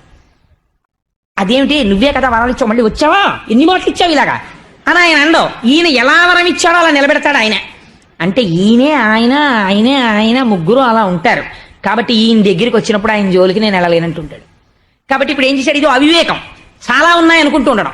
అందుకని ఏం చేశాడు, అక్కడి నుంచి కైలాసానికి పరిగెడితే ఆయన అన్నాడు, ఆయన అంశ చిత్రం తెలుసా అండి. కానీ ఆయన అన్నాడు, ఓయ్ దుర్వాస ఏంటి ఇలా పరిగెత్తుకొచ్చావు అన్నాడు. అంటే ఏం చేయనయ్యా బాబు, సుదర్శన చక్రం తరువుకు వచ్చేస్తోంది, కాస్త చక్రం ఆపవయ్యా మహాదేవా, నీకన్నా గొప్పవాడేవాడన్నాడు. మహాదేవ శబ్దం ప్రయోగం చేశాడు. ఆయన అన్నాడు, నాకు దక్షుడికి భృగువుకి ఇంద్రుడికి చతుర్ముఖ బ్రహ్మకి మా అందరికీ కూడా అర్థం కానిది ఏమైనా ఉంటే విష్ణుమాయ ఒకటే. అది నాకే అర్థం కాలేదు ఇప్పటివరకు. పుట్టిది మీరు నిజంగా అనుకునేరు, అలా మాట్లాడతారు వాళ్ళు ఒకళ్ళ గురించి ఒకళ్ళు. అందుకని ఆయన సుదర్శనాన్ని నేనేమాపనరా, ఆయన మాయే నాకు అర్థం కాలేదు. ఎలాగో ఇంత దూరం వచ్చేసావు కదా, ఈ పక్కనే కదా వైకుంఠం, నా కాళ్ళ మీద పడ్డ మీదకు పోయి ఆయన కాళ్ళ మీద పడితే గొడవ వదిలిపోతుంది కదా, చక్రం ఆయన్ని నేను అడ్డు పెట్టడం ఏమిట్రా అంటే వాళ్ళిద్దరు ఎప్పుడు కొట్టుకోరు. మీరు బాగా ఆలోచించండి. నిజంగా పరమాత్మకి పరమశివుడికి పార్టీలు కట్టడం అలవాటు అనుకోండి. ఇప్పుడు మనం కొట్టుకుంటున్నట్టే వాళ్ళు కొట్టుకుంటున్నారు అనుకోండి, ఇదో మంచి అవకాశం. ఒరే నీకు సుదర్శనం అడ్డొచ్చిందా, అయితే నేను సుదర్శనాన్ని ఆపేస్తాను, నా త్రిశూలం పెట్టి కొట్టేస్తాను, నువ్వు మాత్రం నా పార్టీలో చేరిపోవాలి రేపుతున్నా అనాలి కదండి. ఆయన ఏమంటున్నాడు, నేను ఆపలేనయ్యా సుదర్శనాన్ని, నాకు తెలియదు విష్ణుమాయ అంటాడు. ఈయనేమో వైకుంఠానికి వెడితే మహాదేవా నువ్వు వచ్చావా అని ఆయన కాళ్ళు కడిగి తల మీద జల్లుకుని పాదోదకాన్ని విష్ణువు పుచ్చుకుంటాడు. తెలివైన వాడైతే ఏం తెలుసుకోవాలి, వాళ్ళు ముగ్గురు ఒకటేరా అని తెలుసుకోవాలి. ఇది తెలుసుకోకుండా నువ్వు ఇంకా వీడు గొప్పండి వాడు తక్కువండి అంటే ఇద్దరు కలిపి పొడికే కొడతారు. కాబట్టి ఏమవుతుంది, ఉన్న వెంట్రుకలు ఊడిపోతాయి, తల బొప్పి కడుతుంది. కాబట్టి ఎంత తెలివితేటలుగా మాట్లాడాడో చూడండి. ఇక్కడ దాకా వచ్చావు కదా నన్ను అడగడం ఎందుకు, పక్కనున్న వైకుంఠానికి వెళ్ళి విష్ణువు కాళ్ళ మీద పడిపో, ఆయన మాయే నాకు అర్థం కాలేదు, ఇంకా ఆయన సుదర్శనాన్ని నేనేం ఆపుతానన్నాడు ఆయన. అంటే అయ్యయ్యో ఇంకా మహాదేవుడు కూడా ఏం చెయ్యలేడు అనుకున్నాడు. ఇందులో మీరు ఒక్క విషయం బాగా కనిపెట్టాలి. ఏమంటే అన్ని వేల సంవత్సరాలు తపస్సు చేశాడు, శివాంశ సంభూతుడు మహర్షి, ఆయనకి తెలియదండి కోటేశ్వరరావు చెప్తున్న విషయం మనందరికీ కాకినాడలో వాళ్ళకి తెలుసున్న విషయం దుర్వాసుడికి తెలియదు. అందుకే కదా మరి బ్రహ్మ దగ్గరికి శివుడి దగ్గరికి వెళ్ళాడు, తిన్నగా విష్ణువు దగ్గరికి వెళ్లకుండా. కాబట్టి మరి ఇదేమిటంటే అంత తపశ్శక్తి చేసిన వాడిది దొంగ సర్టిఫికేటా అంటే ఏం తెలియదా? ఎందుకు వచ్చింది మరి ఇలాగా చివర విందులుగా? కాబట్టి ఏమైంది, పరిగెత్తాడు, మళ్ళీ వైకుంఠానికి వెళ్ళాడు. వెళ్ళి ఈసారి ఏం చేశాడు అంటే ఆయన చక్కగా లక్ష్మీదేవితో క్రీడిస్తూ ఒక పాంపు మీద కూర్చుని ఉన్నాడు. వెడుతూనే స్తోత్రం చేస్తూ శ్రీమన్నారాయణుడి యొక్క పాదముల మీద పడిపోయి 2 కాళ్ళు 2 చేతులతో గట్టిగా పట్టుకుని పాదాల మీద శిరస్సు పెట్టి లేవడం మానేసి అలా ఉండిపోయాడు. అసలు ఇంకా మాట్లాడడం లేవడం. అప్పుడు ఆయన అన్నాడు, ఏమిటయా ఇలా పడిపోయావు, లే ఏమైందన్నాడు. ఇదో చిత్రమైన ప్రశ్న ప్రపంచంలో. ఆయనకి తెలియదండి. నిజంగా ఆయన తెలియకపోతే ఆయన సర్వజ్ఞుడు ఏమిటండి, పెట్టినవాడు సుదర్శనం ఈయనే. సుదర్శనం కదిలింది, తరుముకొస్తోంది, బయట అదే నించుంది, అందుకే ఇంత వెలుతురు, ఈయన అందుకే పరిగెత్తుకొచ్చాడని ఏమీ తెలియని వాళ్ళ. ఏంటి ఇలా వచ్చావు, ఎందుకు అలా పట్టుకున్నావు, లే లే లే నాన్న ఏంటి ఏమైంది అన్నాడు. అంటే మళ్ళీ పాపం ఈయన ఏం చేస్తుండాలి, వెళ్ళిన చోట అల్లా, సార్ నాకు తప్పు అయిపోయింది సార్, ఇలా చేశాను సార్, మీరు ఏమైనా హెల్ప్ చేయండి సార్. బాగా మనసు మార్చడానికి టాక్ట్ఫుల్ ఆఫీసర్ ఏం చేస్తారంటే మీ ఆఫీసర్ గారి దగ్గరికి వెళ్ళి ఒక అప్లికేషన్ ఇచ్చి, సార్ తప్పు అయిపోయిందని దాని మీద నువ్వు ఆయన కామెంట్ రాయించుకురా అంటాడు. అక్కడికి వెళ్ళి చెప్పుకుని కామెంట్ రాయించి నువ్వు పట్టుకుని రా అప్లికేషన్ అంటాడు. టపాల్లో ఇచ్చేస్తే వీడికి అహంకారం పోదు, అందుకని వీడి అప్లికేషన్ పట్టుకుని మళ్ళీ వస్తాడు. పర్సనల్ బ్రాంచ్కి వెళ్ళి ఏం జనరల్ గారికి చెప్పి ఆయన కూడా కామెంట్ కూడా రాయించుకుని పట్టరా అంటాడు. ఖాళీ నడిపోగలడేంటి? అందుకని ఏం చేయాలి, ఆయన దగ్గరికి కూడా వెళ్ళి మళ్ళీ నలుగురు ముందు నుంచి ఏమిటా పొద్దున్న నుంచి నించున్నావు, రా పర్వాలేదు చెప్పంటే ఇంతమందిలో చెప్పుకోవడం సిగ్గు. సార్ నాది ఇలా తప్పు అయిపోయింది సార్, ఇలా చేశాను సార్, అప్లికేషన్లో రాశాను సార్, ఇంకెప్పుడు చేయనని, మీరు ఈసారికి క్షమించమని రాయండి సార్ అంటే మళ్ళీ ఇంకోసారి ఆయన కూడా క్షమించండి అని రాస్తాడు. ఇప్పుడు ఇది పట్టుకుని అక్కడ కూర్చున్న తర్వాత వచ్చేవాడు వెళ్ళేవాడు, ఏంట్రా 2 రోజుల నుంచి తిరుగుతున్నావు ఆఫీస్ చుట్టూ అంటాడు. అంటే ఆఫీసర్ గారి కోసం అంటే ఈ స్లిప్ పంపిస్తే ఉండమని పిలుస్తారంటాడు. 11 అవుతుంది, 12 అవుతుంది, 1 గంట అవుతుంది, ఒక్కొక్కడు వస్తుంటాడు, అడుగుతుంటాడు ఏంట్రా ఇలా వచ్చావు అంటుంటాడు. వెళ్ళిపోదామంటే గబుక్కుని పిలిస్తే అందుకని అక్కడే కూర్చోవాలి. వచ్చిన వాడికల్లా నేను ఈ తప్పు చేశాను అందుకని ఆయనకి చెప్పుకుందామని వచ్చాను, పట్టుకుని రమ్మన్నారు అందుకు నించున్నానంటాడు. అయిపోయింది శిక్ష, బయట అయిపోతుంది, నీకు తెలుసు లోపల కూర్చుని ఆయనకి. 1 గంటకు భోజనానికి లేచిపోయే ముందు 1 గంటకి నేను భోజనం చేసేసి ఇన్స్పెక్షన్కి నేను ఎక్కడికో వెళ్ళిపోతున్నాను, మళ్ళీ 2 రోజుల తర్వాత వస్తాను ఆఫీస్కి అంటాడు. వీడి గుండెల్లో రాయిడిపోతుంది. అప్పుడు అన్నట్లు అతను నించున్నట్టున్నాడు, ఒకసారి పిల్లి అంటాడు. అప్పుడు వీడు గబోమా అమ్మ బాబోయ్ పిలిచాడు అంతే చాలని వెళ్తాడు. ఏమిటంటావు అంటాడు. అంటే ఇంక వెళ్ళిపోతాడు, ఉన్నది చెప్పేయాలి గబోమా, అయ్యా నా జీవితంలో చేయని దోషం, నన్ను క్షమించండి బాబు, బుద్ధి వచ్చింది, ఇంకెప్పుడు చేయను అంటాడు. సరే నేను చూస్తాను, ఫోన్ చేసి చెప్తాను, ఫైల్ తర్వాత పెడతానులే, నువ్వు వెళ్ళు, నేను చెప్తాను మీ ఏం గారికి, జాయిన్ అవ్వు ఫోన్లో చెప్తాను. ఈ మాట ముందే చెప్పేశాడు. అసలు చిత్రం అది. ఈయన ఏం చేస్తాడు, వెళ్ళి జాయిన్ అవుతాడు. కానీ దీని మీద ఏం రాస్తాడో అని ఎప్పటికప్పుడు ఆందోళనే, కాబట్టి ఇంక తప్పు చేయడు. ఆయన ఏం చేయడు, దాన్ని అసలు పారేస్తాడు. అదొక ట్యాక్ట్. అది అలా బుద్ధి చెప్పడం, బాగా గడి పెట్టడం ఇంకో రకంగా చెప్పాలంటే. అందుకని ఏమిటో అంటే మళ్ళీ చెప్పుకోవాలన్నమాట చేతులు కట్టుకొని. కాబట్టి ఇప్పుడు ఏం చేయాలి, మళ్ళీ మొదలు. అయ్యా నేను అంబరీషుడి ఇంటికి వెళ్ళానండి. ఏమన్నాడు, అది మంచివాడు అనుకుంటానే అంబరీషుడు అంటే, నాభాగుడు కొడుకు అంటే, అవునండి పాపం ఏకాదశి వ్రతం ఏడాది చేశాడండి, వెరీ గుడ్, నీకు అన్నం పెట్టుండాలే, పెడతానన్నాడండి. ఏం చేశావు, యమునకి వెళ్ళానండి, ధ్యానంలో ఉండిపోయాను, పాపం ఆయన తినలేదండి, పెద్దలను అడిగి నీళ్లు మాత్రం పుచ్చుకున్నాడు, నేను కృత్యని సృష్టించానండి, సుదర్శనం వచ్చి కాల్ చేసి వెంట తరిగింది, బయట ఉందండి అందుకు వచ్చాను అంటే. ఇప్పుడు ఆయన ఏమనాలి, అలాగా అయితే పోనీ సుదర్శనం తీసేస్తానన్నా నాలు, ఇలా ఇలా పరిగెడుతుండానన్నా నాలు. ఇప్పుడు అది కాదు ఇది కాదు, ఆయన ఉపదేశం మొదలెట్టాడు. ఎంత చిత్రమో చూడండి. శిక్ష వేయడం అంటే అందరినీ చంపేయక్కర్లా, జ్ఞానంలో ఉన్నవాడు గతి తప్పితే ఇలా చెప్తే గురువులు చాలు వాడు మార్గంలోకి వచ్చేస్తాడు. అంబరీషోపాఖ్యానం అంత గమ్మత్తుగా ఉంటుంది. కాబట్టి ఆయన అన్నాడు, చలమున బుద్ధిమంతులకు సాధులు నా హృదయంబులీల దొంగిలి కొనిపోవు చుందుర కిల్బిష భక్తి లతాచయంబులన్ నిలువగబట్టి కట్టుదురునే నిరుపుతో మదకుంభికైవడిన్ వలలకు చిక్కి భక్త జనవత్సలతం చనుచుందు తాపస. ఈ పద్యాలు విని తీరాలి అంబరీషోపాఖ్యానంలో. ఈయన అడగనివన్నీ ఈయన చెప్తున్నాడు. నాకు బలహీనత ఉందయ్యా, ఏనుగుని తీగలన్నీ పీకి తాడు చేసి పెద్ద ఏనుగుని కట్టేసినట్టు నన్ను ఇలా నిలువునా నిలబెట్టేసి తాళ్లతో కట్టి లక్ష్మీదేవి ఉందని కూడా చూడకుండా నన్ను ఎత్తుకుపోగలిగిన వాళ్ళు కొంతమంది ఉన్నారు. వాళ్ళు నా మహాభక్తులు, వాళ్ళు నన్నే తలుచుకుంటూ ఉంటారు. అందుకని వాళ్ళు నన్ను తాళ్లతో కట్టేసిన వాళ్ళు అంటే ఇప్పుడు నా చేతులు కట్టేశాడయ్యా, నేనేం చేయలేనని చెప్పడం. అందుకని ఏనుగుని కట్టినట్టు కట్టేస్తారు, వాళ్ళు నన్ను ఎత్తుకుపోయి వాళ్ళ గుండెల్లో పెట్టేసుకుంటారు. అలా పట్టుకెళ్ళిపోయిన వాళ్ళల్లో అంబరీషుడు ఒకడు. నాకు మేలు కోరు నా భక్తుడగు వాడు భక్తజనులకే న పరమగతియు భక్తుడెందుచని భరతెంతు వెంట గోవు వెంట తగులు కోడెభంగి. ఇప్పుడు చెప్తున్నాడు, పరమభక్తుడై అన్నిటి మధ్యలో ఉన్న నా పాదములే పట్టుకున్నవాడున్నాడే, ఎప్పుడు నేనే కావాలి నేనే కావాలి నేనే కావాలని తాపత్రయపడేవాడి వెంట రక్షించుకోవడానికి నేను ఎలా ఉంటానో తెలుసా? కోడెదూడ తెలియక ఏ ఏట్లో మూతి పెడుతుందో అని వెనక ఆవు పరిగెత్తినట్టు నేను పరిగెడుతుంటాను రక్షించుకుంటూ. అంటే నీ వెనక పరిగెత్తుకొస్తున్నది నా రక్షణ రూపమైన సుదర్శనం, అంబరీషుణ్ణి రక్షిస్తోంది. కాబట్టి నేను కోడెదూడ వెనక ఆవులా పరిగెడతాను. తనువు మనువు విడిచి తనయుల చుట్టాల ఆలి విడిచి సంపదాల విడిచి నన్నె కాని అన్యమెన్నడు ఎరుగని వారి విడువనెట్టి వారినైనా. వాడు బ్రాహ్మణుడా, వాడు తపస్సు చేశాడా, వాడు రాజా, వాడు కేవలం వ్రతం చేశాడా, వీడు తపస్సు ఎక్కువ చేశాడా, ఇవన్నీ నేను చూడను. వాడు ఎన్ని చేసిన వాడైనా నాకు అనవసరం. వీడికి భక్తి ఎక్కువ, వీడు పరమభక్తితో ఉన్నవాడు కాబట్టి నేను వాడికి వశుడనైపోయి ఉన్నవాడను. నాకు తారతమ్యాలు తెలియవు. నేను వాడేం చేశాడు వీడేం చేశాడు ఇవన్నీ నేను చూడను. నేను భక్తికి లొంగిపోయే స్వభావం ఉన్నవాడిని. అందుకని ఇప్పుడు నా యందు అపారమైన భక్తితో ఎవడుండి భార్యతో ఉన్నా భార్యని పట్టించుకోలేదో, అంతఃపురంలో ఉండి అంతఃపురాన్ని పట్టించుకోలేదో, రాజ్యమునందుండి రాజ్యముతో మమేకము కాలేదో, బిడ్డలతో ఉండి బిడ్డలతో మమేకము కాలేదో, అన్నిటితో ఉంటూ అన్నిటినీ విడిచి నన్ను పట్టుకున్నాడో అటువంటి వాణ్ణి నేను పట్టుకుంటాను. కాబట్టి నాకు అదో లక్షణమయ్యా అన్నాడు. అంటే ఏమిటి అర్థం? నేను అంబరీషుణ్ణి పట్టుకుని నేనే దాని అర్థం అని అన్నాడు. ప్రకటంగా చెప్పడం అది విచిత్రం. చెప్పి సాధుల హృదయము నాయది సాధుల హృదయంబు నేను జగములనెల్లం సాధుల నేనెరంగుదు సాధులెరుంగుదురు నాదు చరిత్రము విప్రా. ఈ పద్యం అండర్లైన్ చేసి పెట్టుకోవాలి జీవితంలో.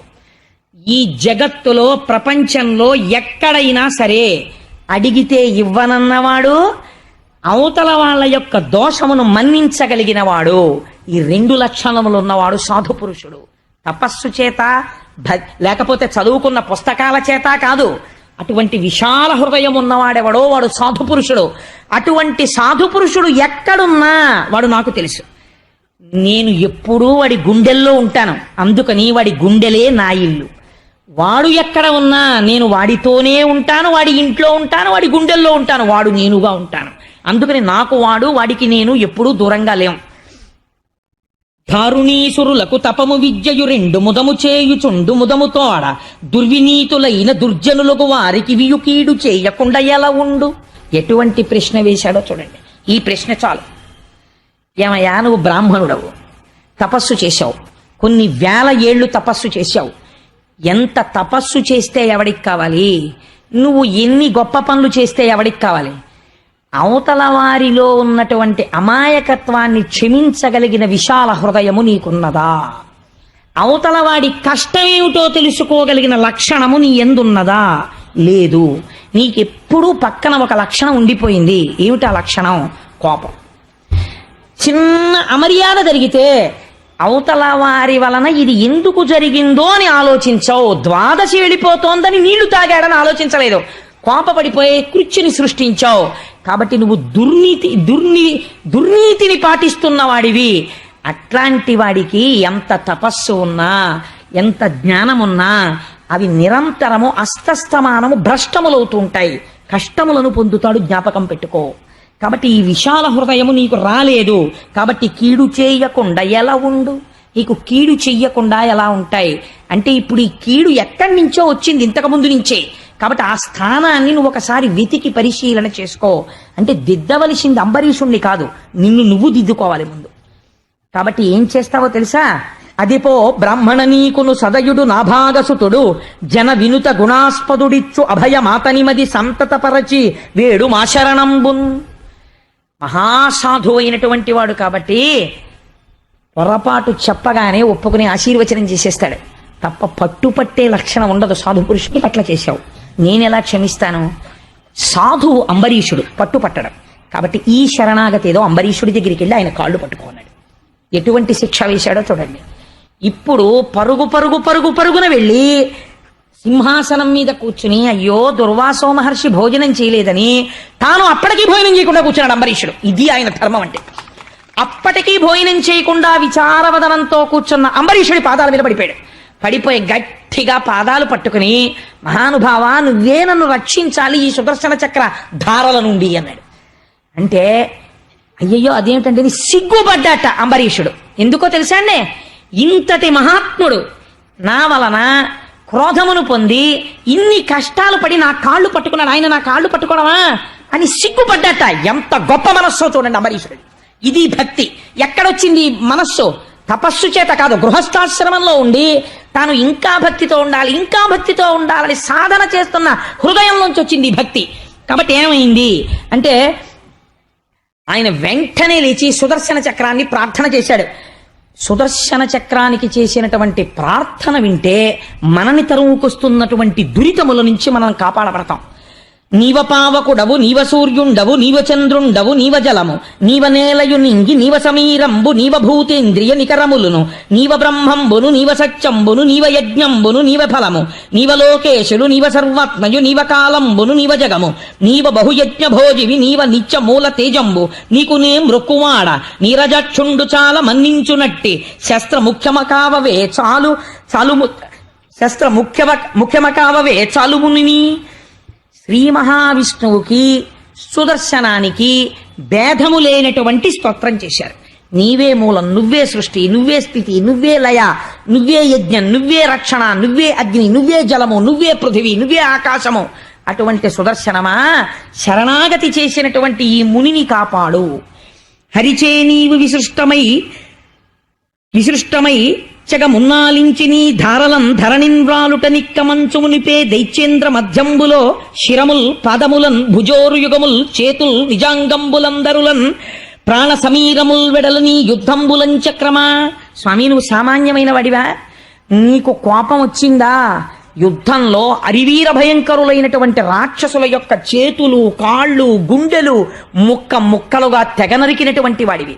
రాత్రి వేళ రాక్షసులు భార్యతో పడుకుని ఉండగా నిద్రలో నీవు కలలోకి వస్తే తెల్లవారేటప్పటికి రాక్షసుని భార్య మెడలో మంగళసూత్రముని తీసేస్తాడు, అంటే వాడు మరణిస్తాడు. అటువంటి తేజో విరాజితవు స్వామి, నీ పరాక్రమాన్ని ఎవరు అడ్డగలరు? నిన్ను ఎవరు ఆపగలరు? కమలలోచనుండు కలుల శిక్షింపక బాలుచేయ నీవు పాలుబడితి వైనవింక చాలు, ఆపన్నుడయ్యున్న తపసి కావు నీవు ధర్మవృత్తి. నీవు రాక్షస సంహారం చేయడానికి సుదర్శనాన్ని పట్టుకుంటుంటారు స్వామి, అటువంటి వాడివి. ఆయన చేత అటువంటి పనులకు వినియోగింపబడుతుంటావు. ఇవాళ మహర్షి శరణాగతి చేశాడు, బ్రాహ్మణుణ్ణి చంపడమా, మునిని కాపాడు అని ఇప్పుడు ఒట్టు పెడుతున్నాడు. చూడండి అంబరీషుడి యొక్క గొప్పతనం ఇది. ఏమన్నాడో తెలుసా అండి? ఏ నమస్కరింతు ఇంద్రశాస్త్రమ ధూమకేతువునకు, ధర్మసేతువునకు, విమల రూపమునకు, విశ్వగోపమునకు, చక్రమునకు, గుప్త చక్రమునకు నమస్కారం చెయ్యడం అంటే అది. 5 జ్ఞానేంద్రియాలు, 5 కర్మేంద్రియాలు, బుద్ధిస్థానమైన శిరస్సు 11ంటిని మీ పాదముల దగ్గర విడిచిపెట్టామని వదిలిపెట్టడం, అవతల వారి శరోర అధోభాగమనందున్న పాదములకు శిరస్సు తాటించడం శరణాగతి. అందుకని శరణాగతి చేసి నిలబడ్డాడయా, నేను నీకు శరణాగతి చేస్తున్నాను.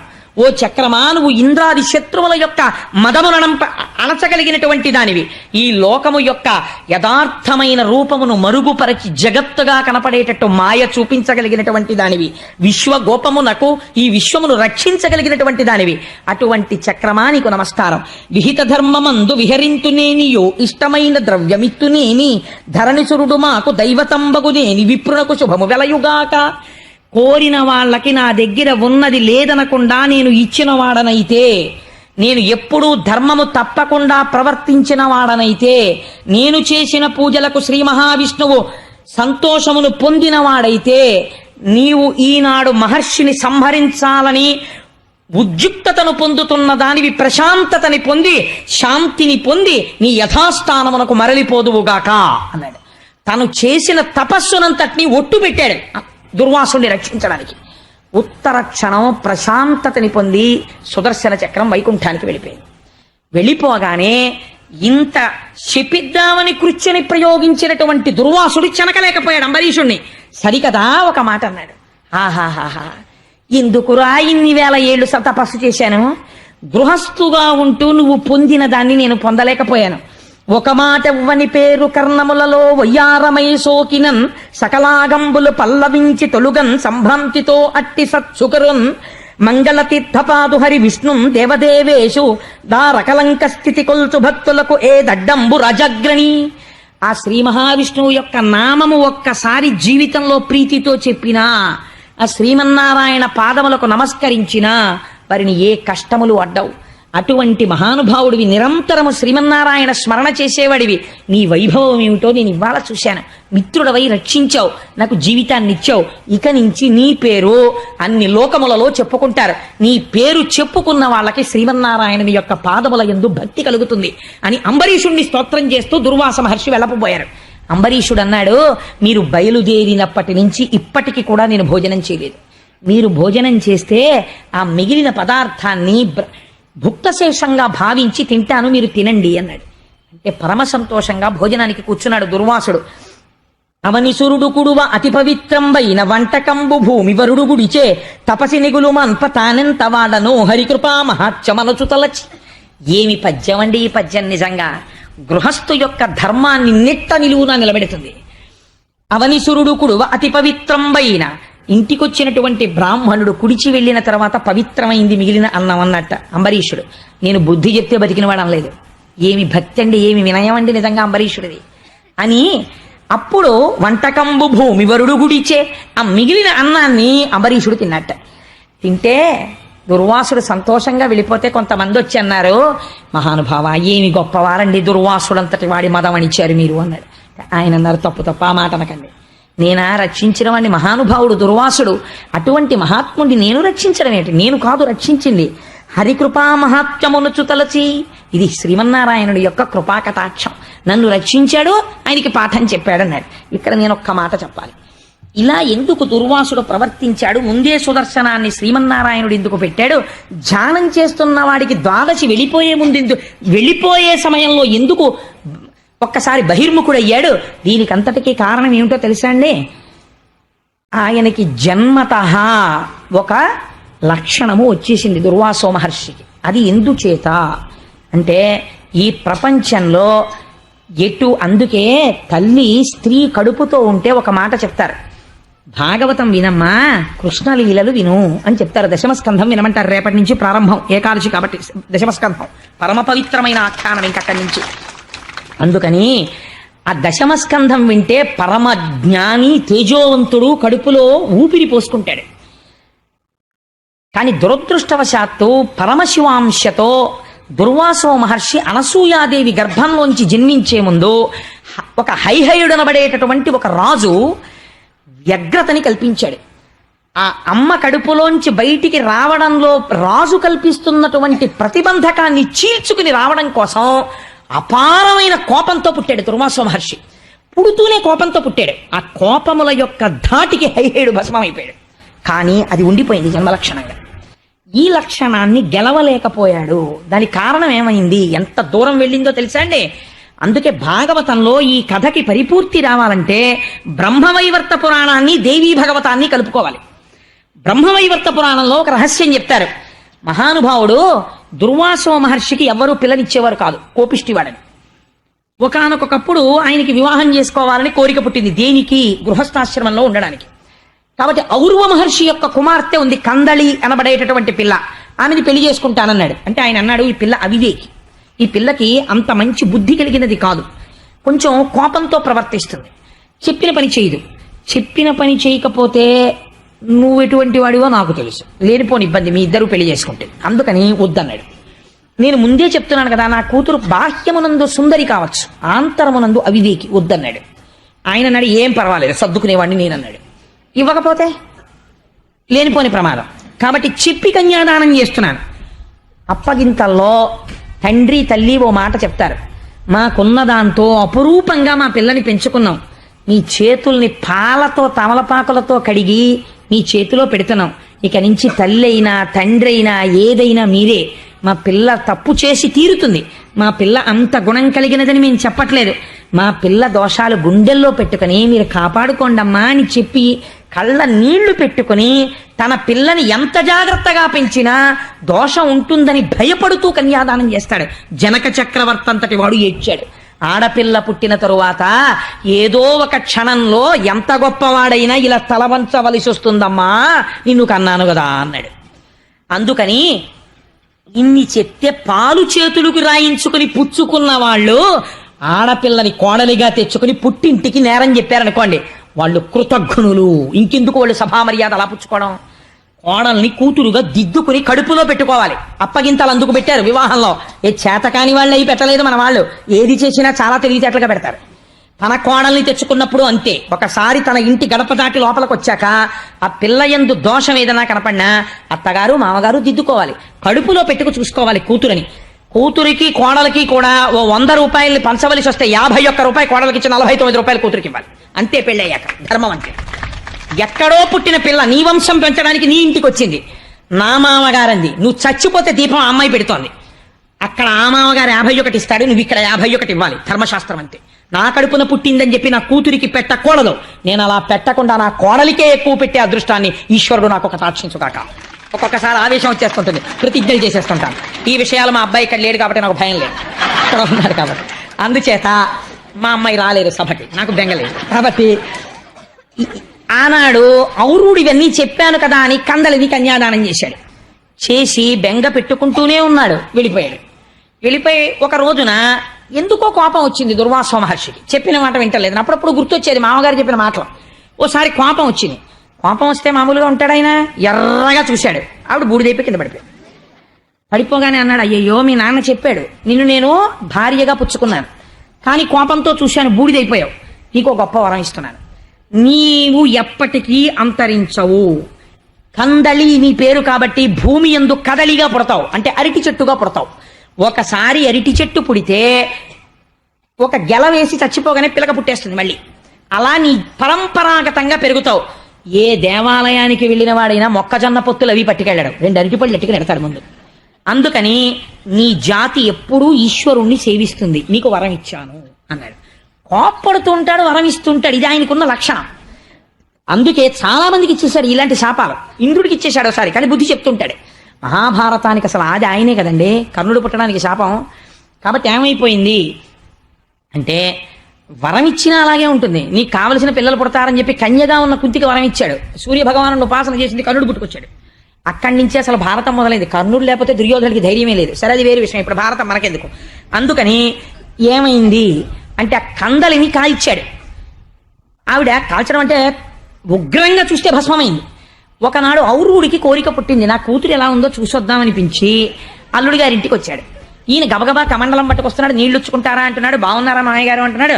అమ్మాయి ఏదయ్యా అంటే చెప్తానండి అంటున్నాడు. ఆయనకు అనుమానం వచ్చింది, ఏదో కోపం వచ్చేసిందేమో అల్లుడికని ఒక్కసారి దివ్య దృష్టితో చూశాడు.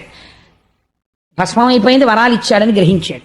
నేను కన్యాదానం చేసినప్పుడు చెప్పాను నా పిల్ల అవివేకని, నేను సర్దుకుంటానని కన్యాదానం పుచ్చుకున్నావు, కోపం వచ్చి భస్మం చేశావు, కాబట్టి నీకు నేను శాపం ఇస్తున్నాను.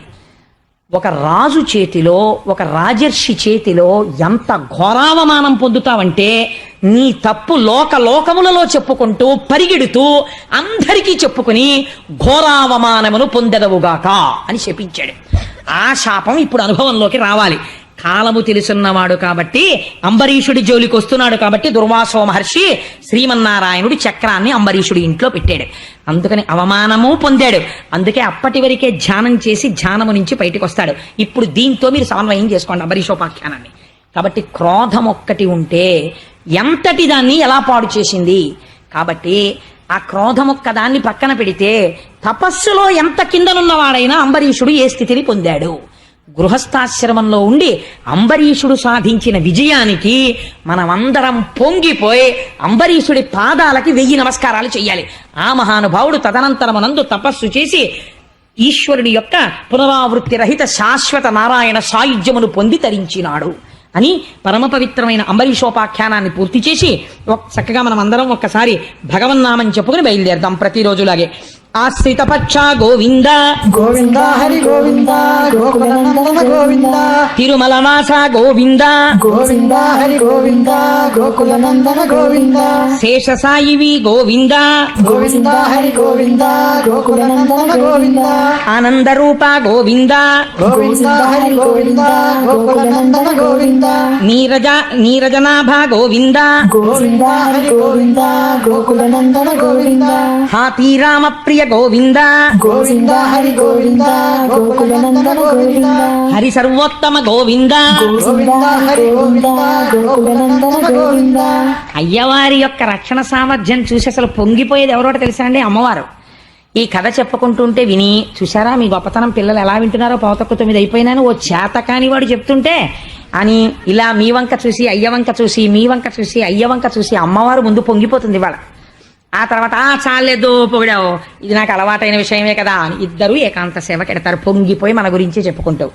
కష్ట నివారణ గోవింద గోవింద హరి గోవింద గోకులనందన గోవింద శిష్ట పరిపాలక గోవింద గోవింద హరి గోవింద గోకులనందన గోవింద పాప విమోచన గోవింద గోవింద హరి గోవింద గోకులనందన గోవింద మధుసూదన హరి గోవింద గోవింద హరి గోవింద గోకులనందన గోవింద వామన భృగురామ గోవింద గోవింద హరి గోవింద గోకులనందన గోవింద వేణుగాన ప్రియ గోవింద గోవింద హరి గోవింద గోకులనందన గోవింద వెంకటరమణ గోవింద గోవింద హరి గోవింద గోకులనందన గోవింద అనాథరక్షక గోవింద గోవింద హరి గోవింద గోకులనందన గోవింద. సర్వం శ్రీ ఉమామహేశ్వర పరబ్రహ్మార్పణమస్తు. రేపు శ్రీకృష్ణ జననం, ఏకాదశి తిథి. స్వస్తి.